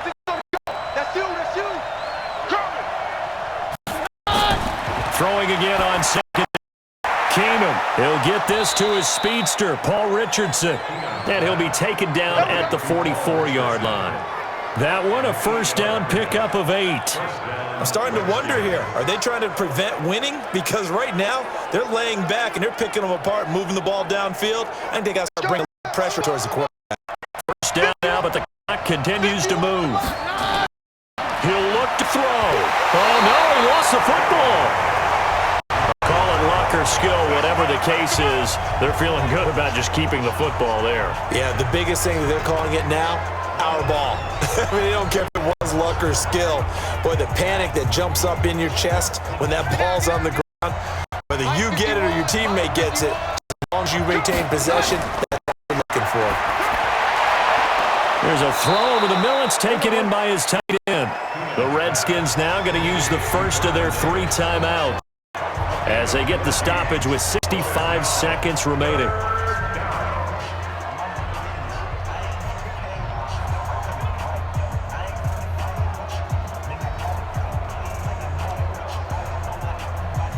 Play number 7 now coming up on the drive. 3rd and 5. Keenum. That's going to be caught by Richardson. And he's going to get to the 31, enough for the first down. And they just keep marching right along. First down on a pickup of 8 there. But it appears that they read man defense and went to the out route. And what you have to do on that one is a receiver's got to make sure he works the defender towards the middle of the field to give himself space to cut to the outside and have that ball delivered with good timing, and they got it done. Throwing the out route incomplete. It's Reed. And they'll work it inside the 15-yard line before it's all said and done. Now Washington going to use the second of their 3 timeouts as they'll stop it with a little over 30 ticks to go in the football game.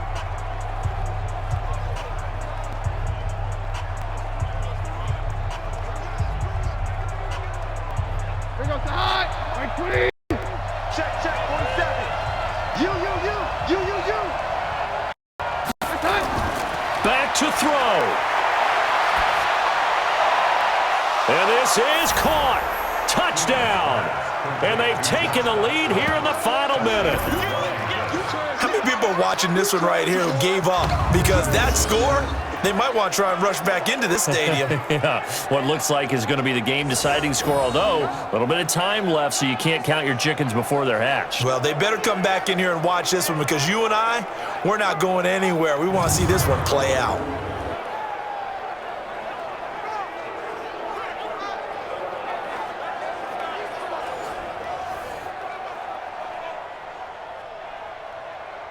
And there's going to be a stoppage here. The booth wants to take another look at this potential touchdown.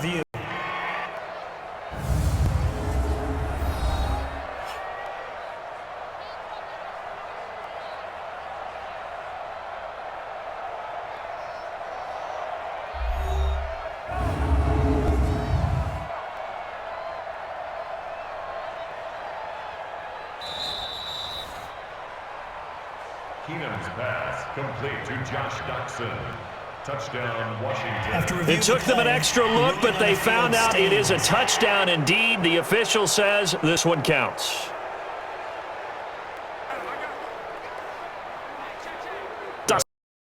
Now to add the extra point.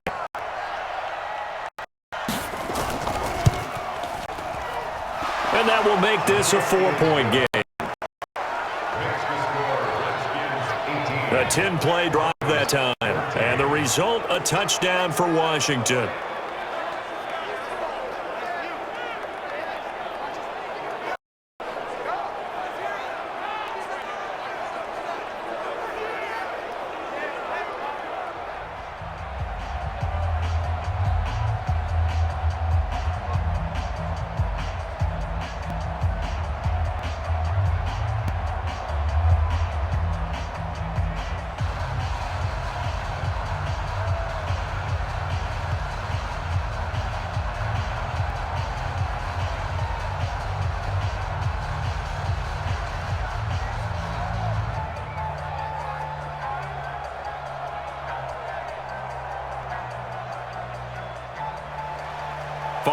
touchdown. Dustin Hopkins will kick it away. This will be fielded at the 8. Solid return, pretty good field position. They'll start at the 32-yard line. Flacco set to lead this offense. Down by 4, a little over 20 seconds to go. They've surrendered a double-digit lead. Can rescue themselves late as they come up on first down.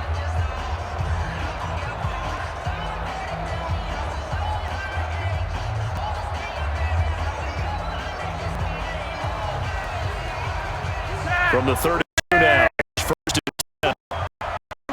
Get off the field.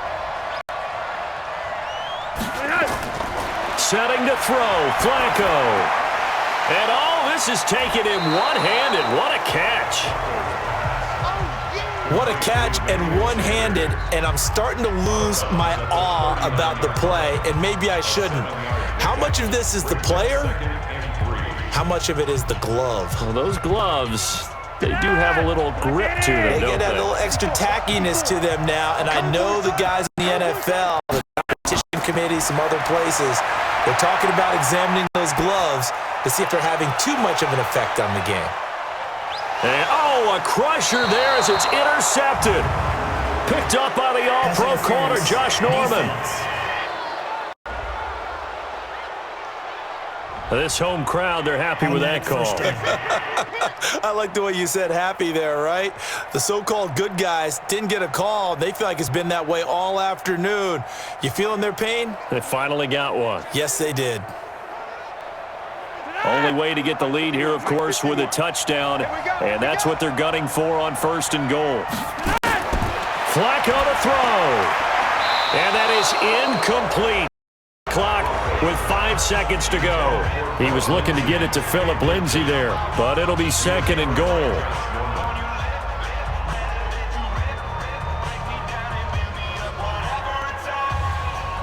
The line of scrimmage, once again, the 5 as they get ready for second and goal. One last gasp for Flacco.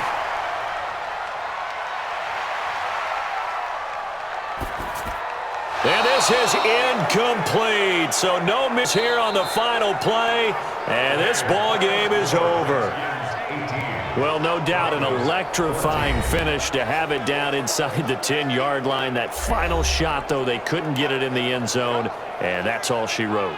And they had the final shot. The last snap taken that close to the end zone. They don't get it in, so they'll regret that, but flip it over. Making a stand in that portion of the field, congratulations to them.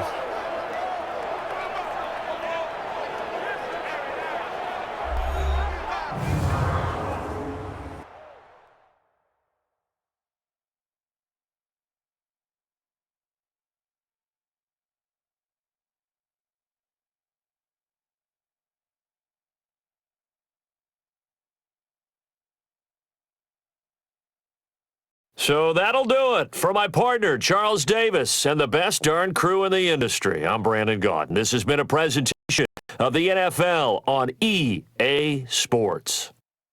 Enjoy the rest of your afternoon, everyone, as we say so long from Denver.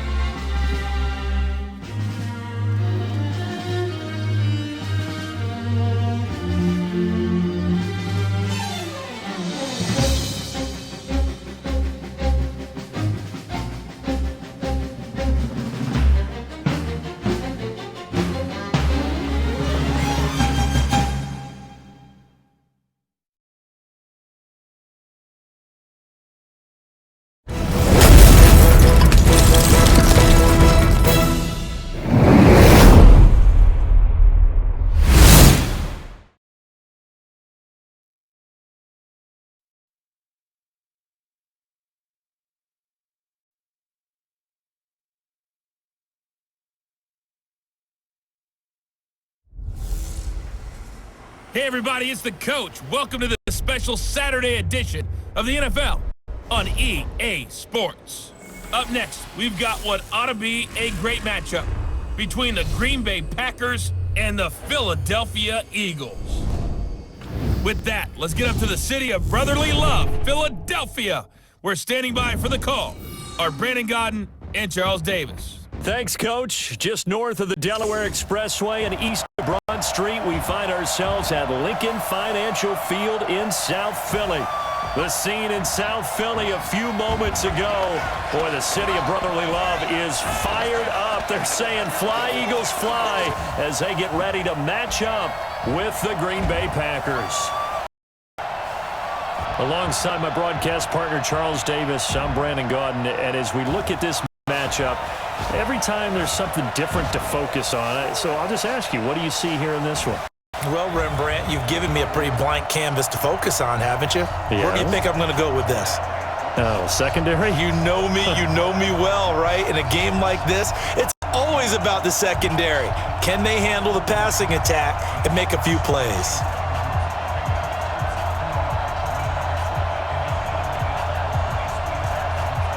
The veteran kicker Mason Crosby set to do the honors here. And off we go from Lincoln Financial Field. This is fielded a couple yards deep. And he'll take it up past the 25 to the 26-yard line. Philadelphia Eagles going to set up shop here offensively with their quarterback Carson Wentz, a guy really that you got to feel for. You know, he had to sit on the sideline and watch Nick Foles be the hero the last couple of postseasons.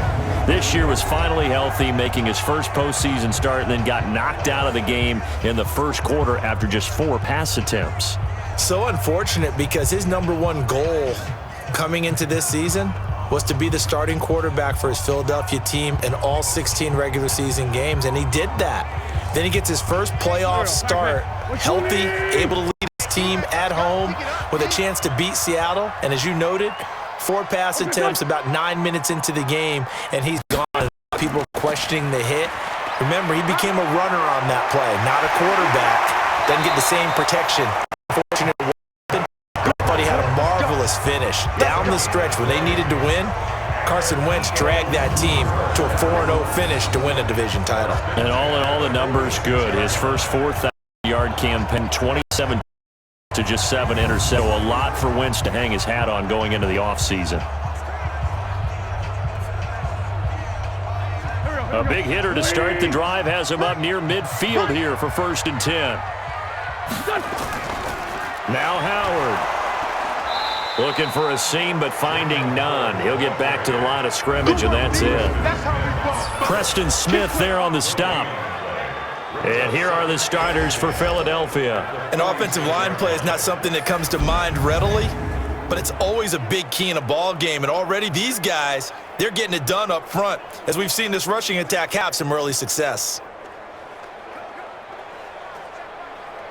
24, 180. All day, every day, any day. And he'll lose yardage on the play back at the 45-yard line. Officially, it will go as a 1-yard loss, and that's going to lead to a 3rd down. And never good on a pass completion there to go the wrong way, lost yardage. No, for some reason, it seems to work better when you throw it downfield or you can move the ball downfield that way. But in this case, if you're the defensive guys, you're energized, executed well, and you caused a lost yardage play. That's going to feel good and look great in film. Set the tone, defense, let's go. Now Wentz on 3rd down. Trying to lay one up deep. That's caught inside the 20. And they'll wind up getting this one all the way down inside the 20. Call that a gain of 38. A big march forward on the 3rd down conversion. All right, Charles, let me put you in the head of one of those defenders out there. You have a big play like that go against you so early. What does that shake your confidence? It should, but it often does, because your thought process all during the week is how you're going to get after that offense and make your plays. And when they make one against you, it makes you a little bit hesitant. Time to regroup.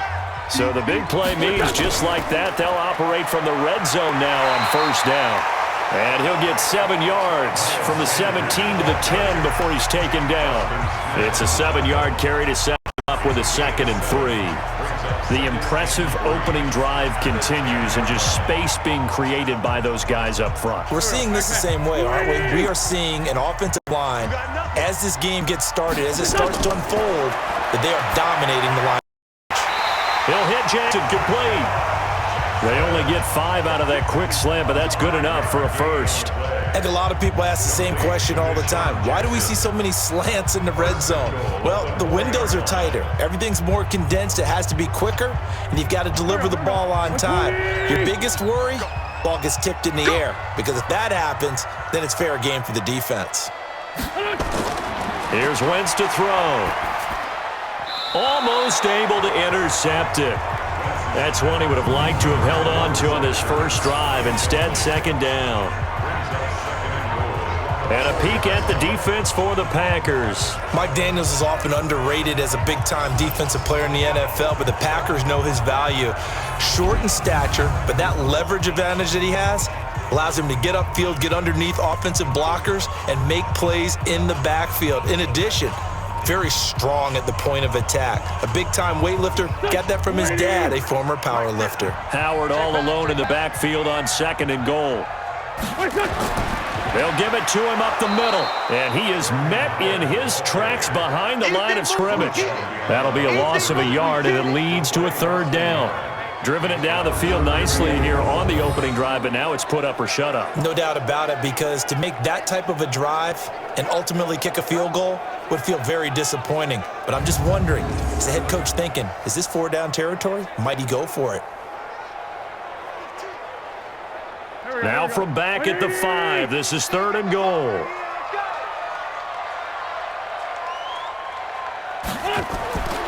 From the gun, it's Wentz. And that's going to be caught for an Eagles touchdown. Deshaun Jackson there to make the grab.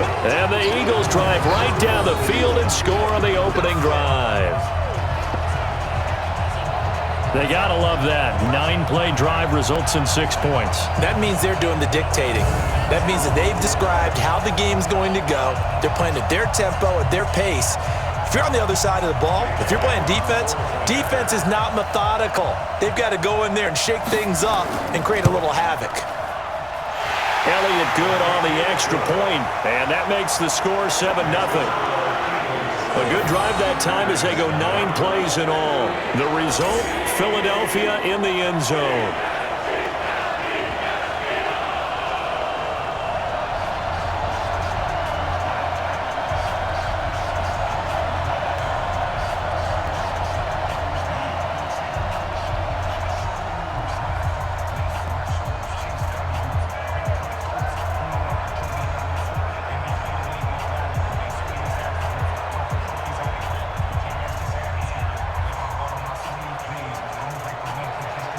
Now after the touchdown, here's Elliott on to kick it away. This is fielded at the goal line. And he'll take this one near the 25, call it the 26-yard line. So now it's the Packers' turn to go on offense for the first time. They'll be led out by their highly decorated quarterback, Aaron Rodgers. So pinpoint, so accurate. Sometimes we forget just how good he is. We start to take him for granted because he always places the ball exactly where it needs to be for his receivers.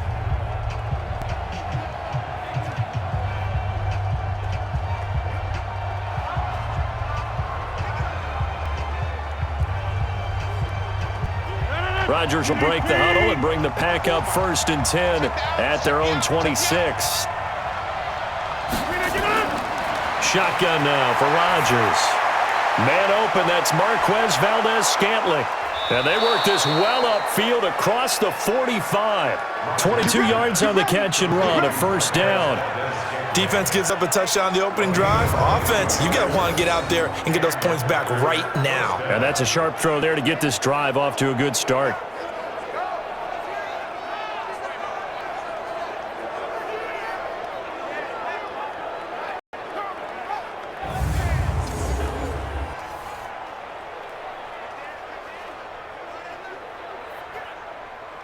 So one play, and they're already just shy of midfield. That's a jet sweep. This is Adams. And this will be stopped at the 44. That one good for 7 yards. A nice run here early on. It doesn't take a great play caller to realize you want to establish a guy of his caliber with runs like this early because they'll pay dividends as the game progresses.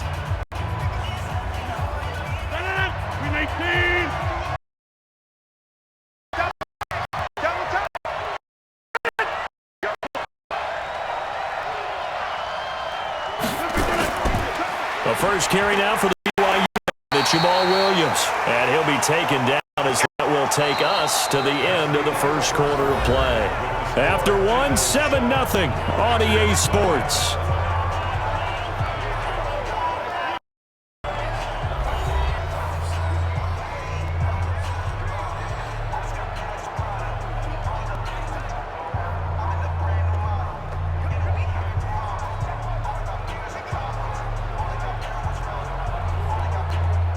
So 3rd and 2, this quite possibly 4-down territory, though, if they're stopped. Got an open man. It's Valdez-Scantling. And this one goes nowhere. Losing yardage on the play back at the 46. Well, they opted not to run it. They completed the pass on 3rd and 2, but they lost yardage to bring up 4. Well, give credit to the guys on the other side of the ball. They snuffed out the play. But it does bring into question, 1, the play call, because they didn't run the ball there. They could have run it. And 2, just not getting it. That's got to be deflating for them.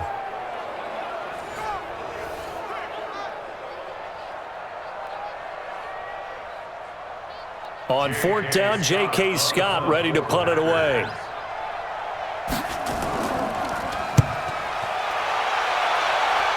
And this is going to be ruled out, I think, just inside the 20. Yes, it will. Side judge calls it at the 19-yard line. Here's the Philadelphia offensive unit now as they head out to take over possession. And coming up on their second drive of the game, had the touchdown last time out. Now they have the football back. Chance to really seize early momentum. Feels to me like they had a really excellent week of practice. It all came together, but I'll bet you it got galvanized in the locker room in pregame. Somehow I think the head coach, his oratorical skills were on point. Winston, the Eagles now with a 1st and 10 at their own 19-yard line. They start on the ground here. It's Sanders. And he'll push forward for about 4 up to the 23. Tough running there. That's a hard-earned 4 yards. Yeah, those are the unsung kind of runs. They don't fill up the stat sheet, but they do set you up in good position on 2nd down.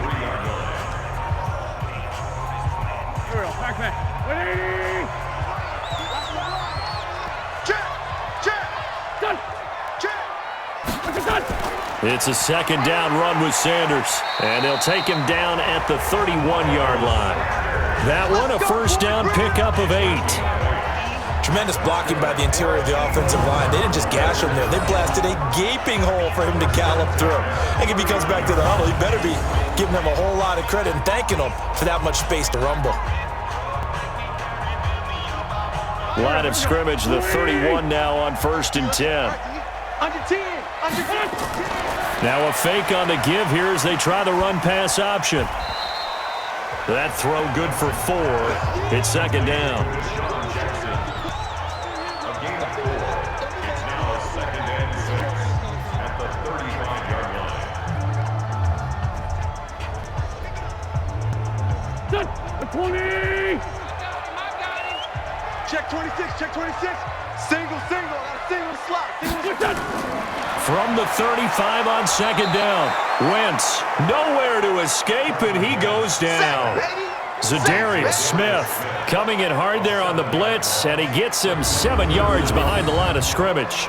Man, he got in there so quickly, Charles. What could the offense have done to adjust and account for that? But what you're hoping is that you figure out and you see and get a clue that maybe there's going to be some pressure coming at you, and you change the blocking schemes. Maybe you go to max protection. The biggest one is maybe you bring your running back in to try and keep you clean.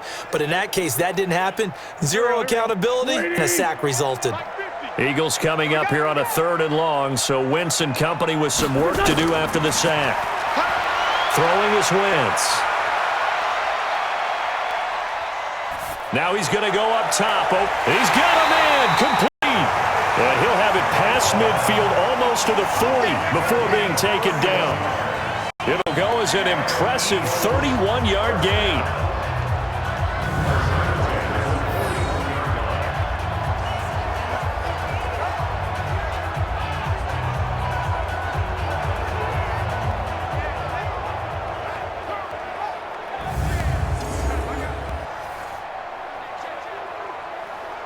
So into Packer territory now. Here's 1st and 10 at the 41.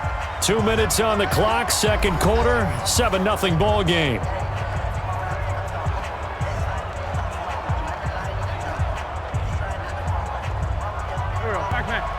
Fans, a reminder, I have a note card here that says ad-lib halftime previews. So I guess let's do just that as we'll hand things over to Jonathan Coachman in Orlando when this one reaches halftime. Did I do okay? You did great. Not a bad job. Hey. But, writing down your ad-libs. If you print it, I'm going to read it. I'm Brandon Gaudin. And we see another pitch and catch there to the running back. This position just continues to evolve. They become just as critical to the passing attack as a lot of receivers, tight ends, because their ability to make people miss in the open field can really generate big plays for an offense. Now he's going to swing this one out to his running back. And inside the 20 before he's brought down. And this is going to result in another first down as the tackle's made at the Packers' 19. They ran that one well, and not only did they pick up a nice chunk of yardage on the screen, they sent a message to the defense. Rush the passer all you want, but you better be careful. We can hit you going back the other direction.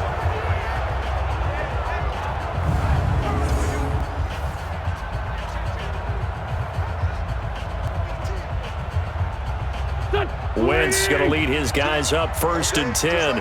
And he's 4 for 4 now, throwing the ball to start the drive. Wentz on the draw, leaves it for Sanders. And they'll get him down after a pickup of 8, 2nd and 2. The Eagles going to take the first of their timeouts as they'll stop it with just over a minute to go before halftime.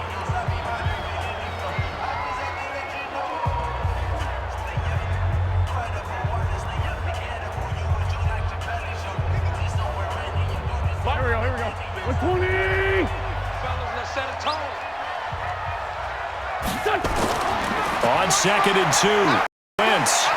And take it into the end zone for an Eagles touchdown. Carson Wentz with 2 first-half touchdown passes. And the Eagles able to push further out in front. So they've had 2 drives, and he's had the 2 receiving touchdowns.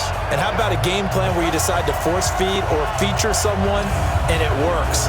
First 2 drives, as you noted, end up in touchdown passes. I think they're going to keep going to them until the defense makes any kind of an adjustment. Elliott now to add the extra. And it's good to make it 14-0. That time a 9-play drive. And it was capped off by the Eagles touchdown.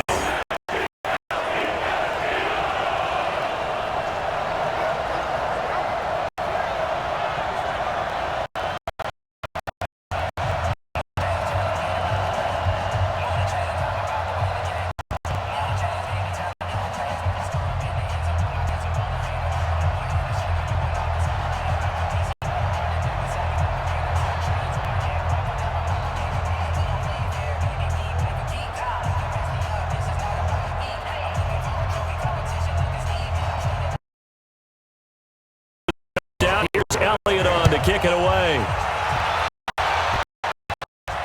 That's fielded in the end zone. And he'll elect not to return this one, so they'll bring it out to the 25 on the touchback.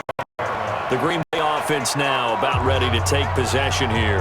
Already down 2 touchdowns here in the first half. This becomes a pretty important drive, doesn't it? It certainly does, and a lot of the teams script plays. We know that, right? They have a script to start the ball game, and typically those scripts go between 12 and 24, 25 plays. Down 2 touchdowns early, probably not very deep into their script. I think that they'll stay with it. I don't think they'll abandon it just yet and try and generate some offense on this drive. Anything, at least 3 points, get that 0 off the board. Here's Rodgers to throw. The connection made. It's Graham. The Packers going to use one of their timeouts as they get the stoppage with a little over 50 seconds to go in the first half.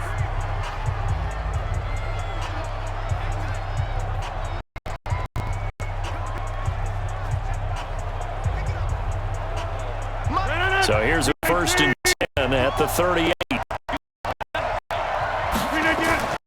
From the gun, it's Rodgers. And nowhere to fit that football in. It's knocked away and incomplete. It's always a battle. Who's doing well on first down, the offense or the defense? Let's face it, if you've got the ball, 4 yards or more on first down is what you're aiming for. They tried to throw for it there. Nice effort to knock it out, but bring up 2nd down. They work again from 38 on 2nd and 10. Now the man from UTEP, this is Aaron Jones. And hard running's going to get him over the 40 to the 42. Now the Packers going to go ahead and use the 2nd of their timeouts as the clock will stop with 45 seconds to go in the first half.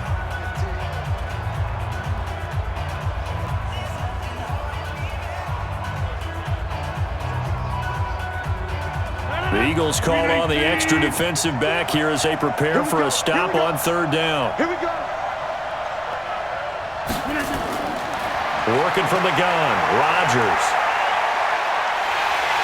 Nowhere to escape, and he goes down.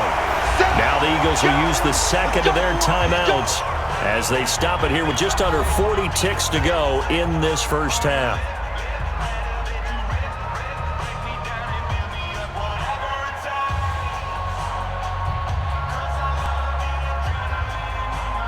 Here's J.K. Scott now as he's on to punt for Green Bay.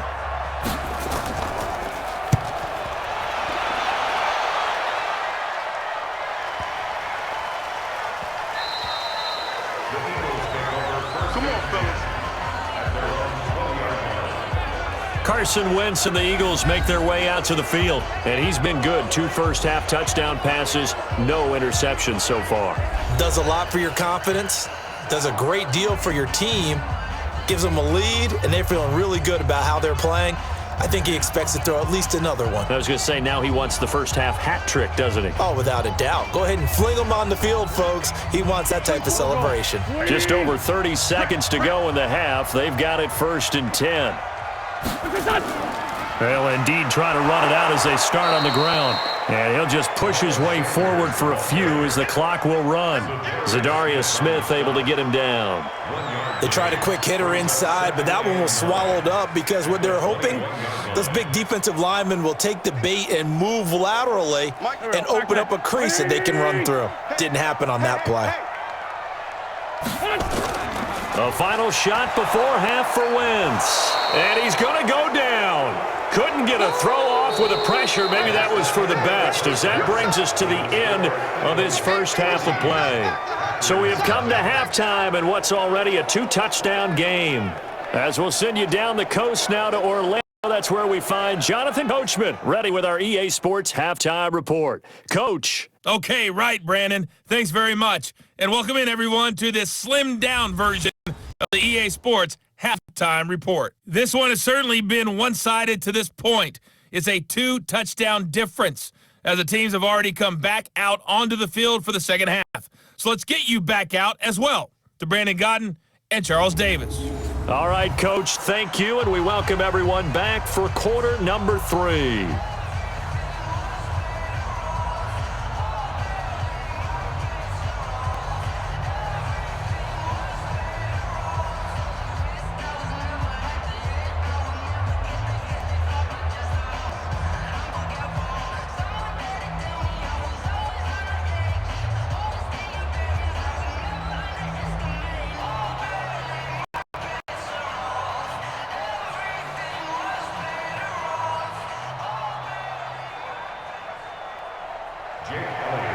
Both teams appear ready for the fight ahead, and we resume action here in quarter number 3. This fielded at the 2.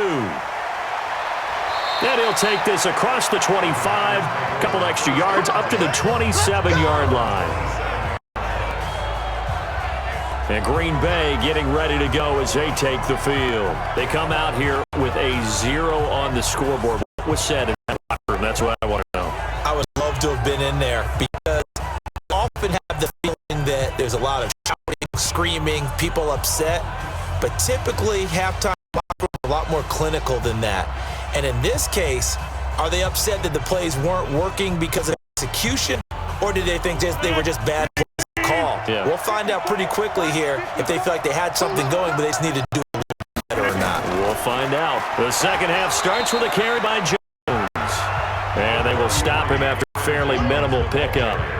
He was brought down by Kamu Grugier-Hill. Well, they still have time to get him established, but in my estimation, they've got to pick up the urgency here. They've got to get quickly in and out of the huddle and run off a bunch more plays. 319. Yo. Off the play fake to Jones. Here's Rodgers. And Rodgers is going to go down. He's sacked. Malik Jackson, the 6'5" D tackle with a sack. So one quick, easy analysis about why they've struggled so far. They keep putting themselves in third and long situations. They just took another sack right there. And the offensive film session tomorrow may be a little longer than it normally is. Not a lot of positive grades will be handed out thus far.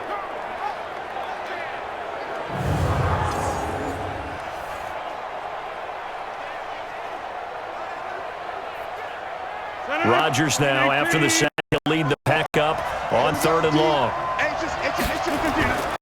Shotgun now for Rodgers. To the right, caught by Valdez-Scantling. And he'll be stopped at the 27-yard line, well short of the first down marker. Just a 5-yard pickup, and it leads to 4th down. One of the money routes for any offense, the drag route. So tough to defend because the receiver can stop at any point and make himself available to the quarterback and get a completion. But I love the communication we saw there. All the defenders pointing out the receiver, where he was going, and then they're able to rally the ball after the catch and stop him short of a first down. Here's J.K. Scott now as he's on to punt for Green Bay.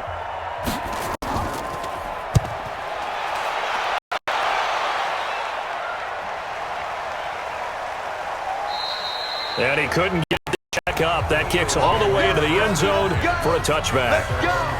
So here are the Eagles now as they get set for their first possession of the second half. They were able to get the ball back here, didn't surrender any points. Now they'll look to add to that lead. And how about the boost the defense gave them? Going right out on the field, shutting them down, not giving up any points, and turning the ball back over. They want to do their part now and show them a little respect and some gratitude by scoring some points. And to get a little more cushion. The Eagles now with a 1st and 10 at the 20. It'll be Sanders to begin the drive. And he is going to be stopped cold behind the line of scrimmage. A loss of 2 there, 2nd down. And that's what this defense is going to need to do more in the second half. Good pressure that time, forces some indecision in the backfield. He's going to wind up being taken down for a nice loss.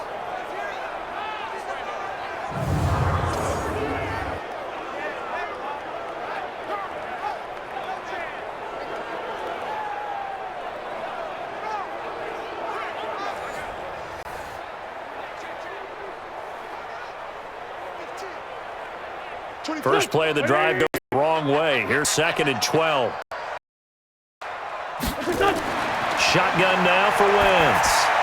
And the reception made by Alshon Jeffrey.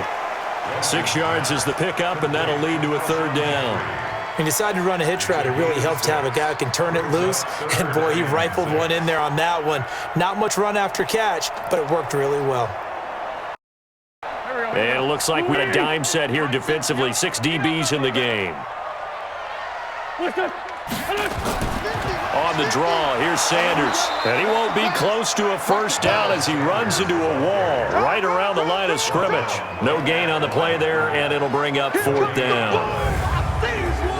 Now, they struggled to get him rolling on the ground in the first half, and that's sort of continuing in the 3rd quarter. Yeah, but I think it's time to abandon the running game. I would say keep feeding the horse, and I believe he'll eventually reward them, especially as we get deeper in the game.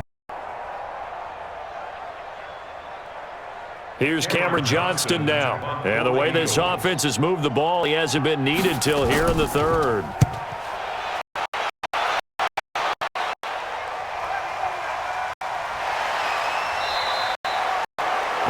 said and done, it's a 58-yard punt, and it'll be Packer football here. First down and 10. The Packers offense now, they get ready to head back onto the field. So far, they've had 3 drives, 3 punts. Not good. Not good indeed, because you've got to have something to show for being out on the field. Now, sometimes, if you have a game where neither side has scored, 3 punts isn't a bad thing. But when you're trying to set the pace, get up on top in a game, you've got to show better offense and find a way to put some points on the board. Rodgers will bring the pass up with a 1st and 10 at their own 18. Rodgers. And this is caught. I think he got that with one hand. Gotta love the catch. I think you gotta love the gloves as well. Yeah, these one-handed catches, that was great, and they're fun.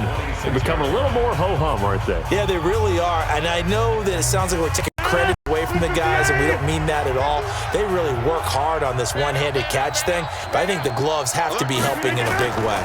On 2nd down now, it's Williams, and he'll be brought down right at the 30 here. 4 yards the pickup, 1st down. But we always talk about good down and distance, allowing offenses to expand their playbook. Well, 2nd and 2, that means your playbook's wide open. You can run just about anything. But a lot of times, the play caller, he just looks down at his sheet, sees the short yardage runs, and goes to one of those. On 1st and 10, here's Rodgers. And that's complete to Adams. And brought down, but not before reaching the 45-yard line. Give him 15 there, and the Packers have a 1st.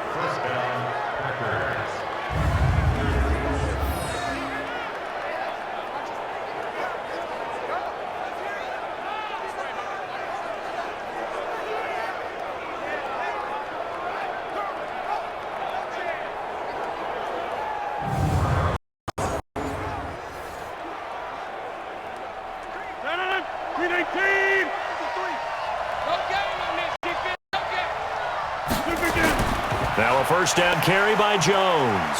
And down he goes at the 49, a 3-yard pickup.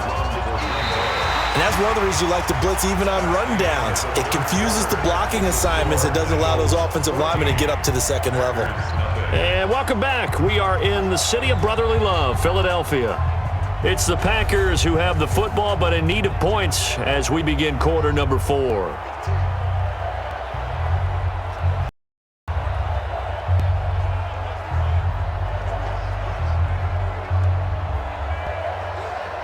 Three yards on that last carry. Here's 2nd and 7.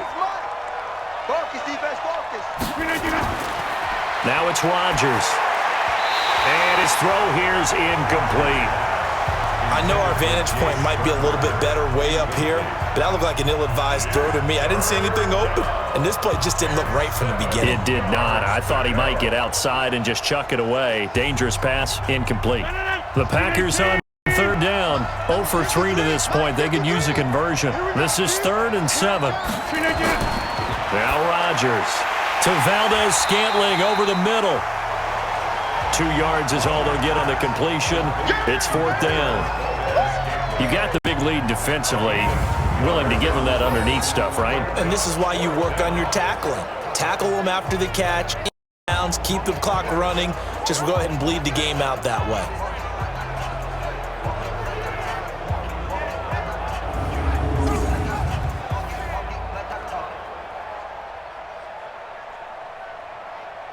All right, they're going to try to keep hope alive here on 4th down. Going for it. Rodgers going to go on 4th down. And Adams has it complete. The time to put up the stops is now, and they convert there on 4th down. Well, that's something you haven't had to talk about much this game. A nice big play right there. But this team, overall, they haven't done a whole lot offensively. Well, they're still sitting on the goose egg. We talk about defenses having pride in a shutout. This offense wants to get rid of that 0.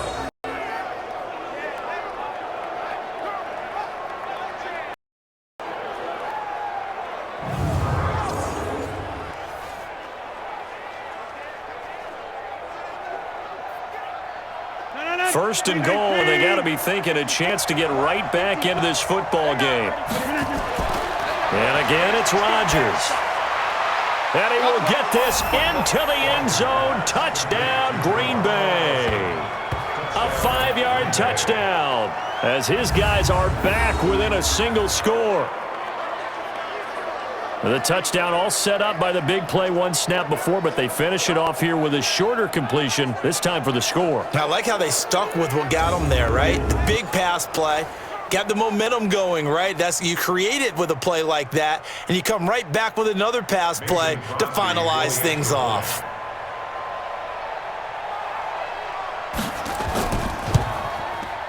Crosby with the extra point, and now things get a bit more interesting here in this fourth quarter.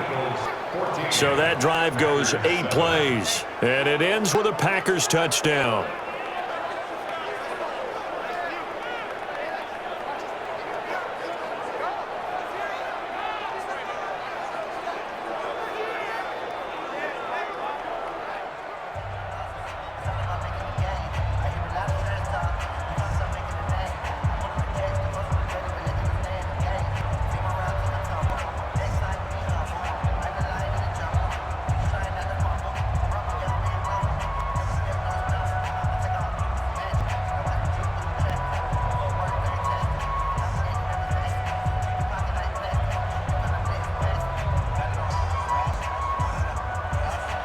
Now after the touchdown, here's Crosby to kick it away.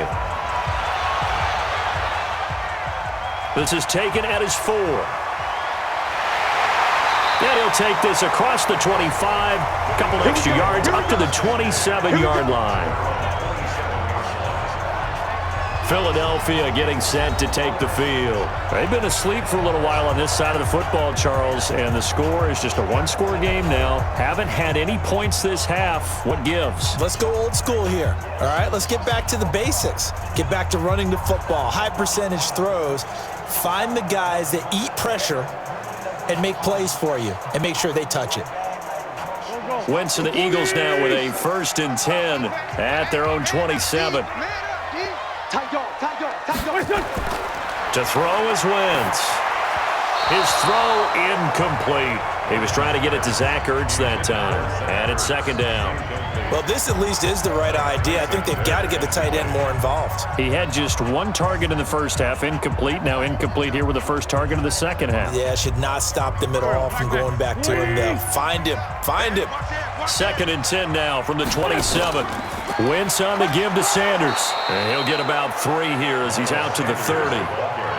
This defense really clamping down. Although they're losing the game still, this second half has been theirs. And they're winning it. I almost equate it to being a boxer. And whenever you see a good fight, the guy who is on his toes and doing the punching, that's the guy who's winning. And that's the way they're going at it defensively now. Much more aggressive in their calls, much more aggressive in their pursuit.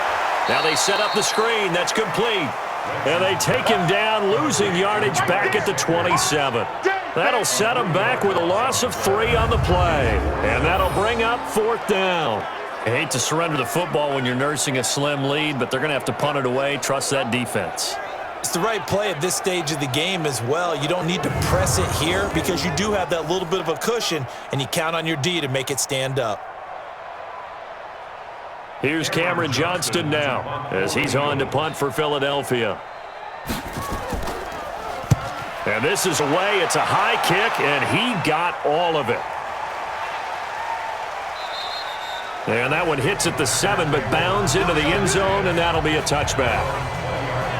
The Green Bay offense now about ready to take possession here.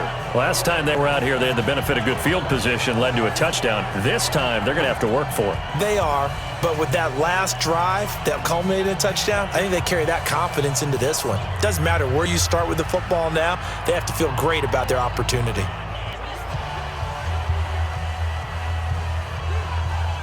Rodgers will break the huddle and bring the pack up 1st and 10 at their own 20-yard line. Operating from the gun, Rodgers. Open on the left side, this is Valdez-Scantling. And he takes us beyond the 35 before going out of bounds. Give him 18 on that play, and Green Bay has the first as well. Partner, this is one of the best routes anyone can have in their offensive playbook. Tough to defend because you think it's a go route, and then he breaks it back on the comeback. But there's one other thing you need as well. A well-thrown ball. Exactly right. You have a guy who has some precision in throwing the football because of the timing of the route. So a challenge is upon us. I tell you, close game, fourth quarter. This is a huge decision. Oh, no doubt about that, partner. A lot has to be riding on this call. And you know it is a tight one because it has to be indisputable visual evidence in order to change it. Now here's the big question. Do they actually have that evidence? We're about to find out.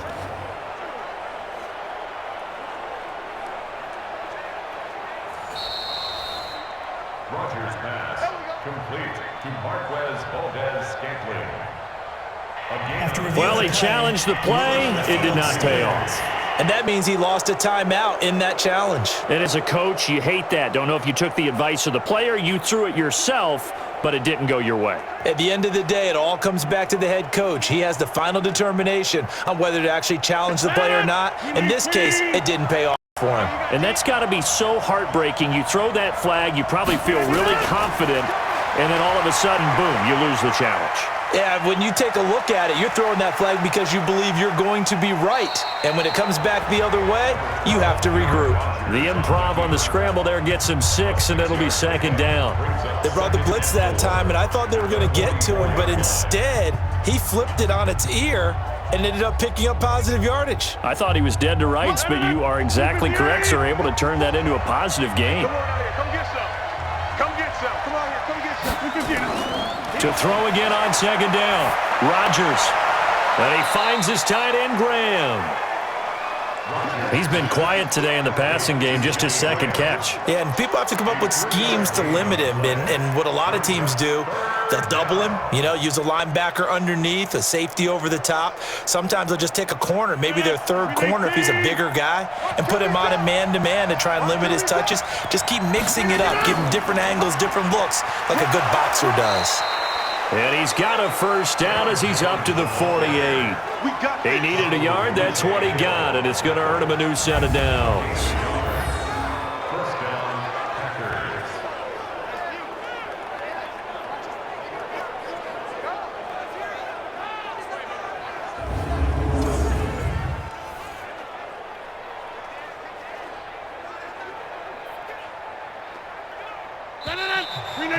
Fourth quarter, down to the final 2 minutes, and we've got a one-score game. Let's go. Let's go. Let's go.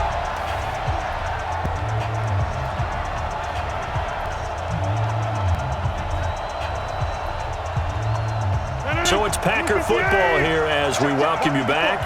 They come up on a 1st and 10, desperately needing a score here on what could be their final drive. He's back to throw. Out of the backfield, this is Aaron Jones. And he is down at the 48. A pickup of 4 that started at one 48-yard line and ended at the other. Given the time in the short game, would he have been better off just dropping that? Look at the clock, you think so, but it's hard to get a receiver to drop a football. They're trained to catch everything. Rodgers in control as he hurries his guys to the line. Look to throw. And he can't get a throw off. He's taken down. What a huge play at this point in the game.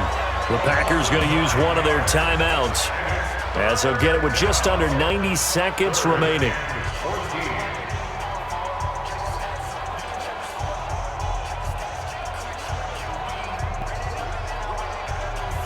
Rodgers now, after the sack, he'll lead the pack up on 3rd and long. Now a draw play. This is Jones. Now the Packers going to go ahead and use the second of their timeouts as they stop it prior to what will be an important 4th down.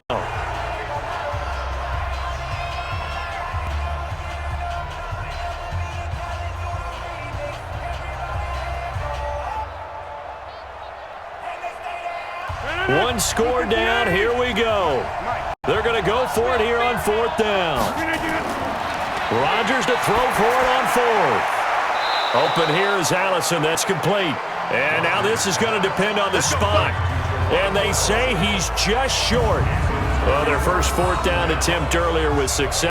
This one backfired over on downs. I like their aggressiveness. I like what they're doing. They got it the first time they went for it. Why not a second time? I don't think they'll be daunted from attempting it again. If you're on the defensive side of the ball, though, any 4th down stop is a big momentum play. Here's the Philadelphia offensive unit now as they head out to take over possession. And this one all over but the shouting, you might say. Now, there's one timeout remaining defensively, but probably no real need to use it here. Yeah, the only time they would use it, strictly for pride.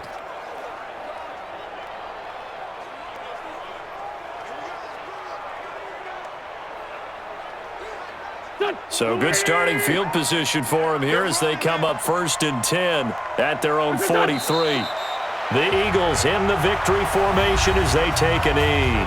Now the Packers going to burn their 3rd and final timeout as they'll talk things over prior to this upcoming 2nd down play.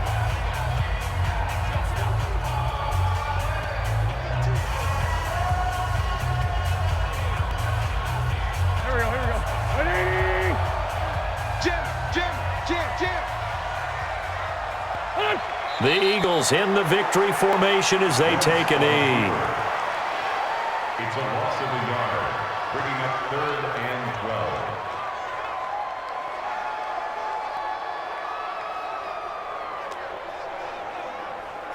and 12. So here we go, Charles, 3rd down. Any chance you're throwing? I don't think so. I think you got to keep the clock rolling here. Wentz with a kneel down, and that will be the final act of this game. I don't know about you, partner, but watching them take the knee there and finish this one off, I feel like I'm going to be sore tomorrow. This was one bruising affair. Low scoring, but my kind of football. Not a work of art, but maybe in your world, a little bit of a work of art. You like the defensive side. I thought it was pretty. I can't help myself. I thought it was pretty. And it ends in a kneel down as the clock rolls down to zeros.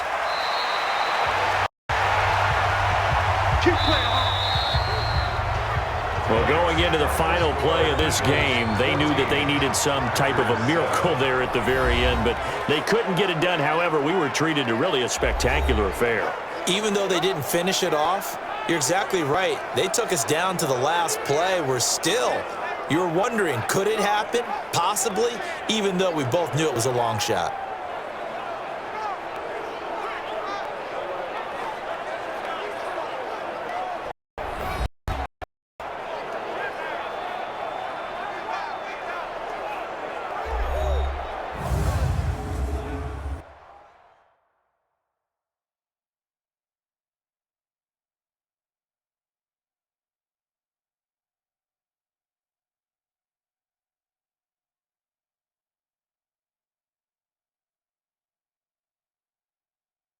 That'll do it for us. For Charles Davis and all our hardworking crew, I'm Brandon Gaudin. You've been watching the NFL on EA Sports. For more, find us on Twitter at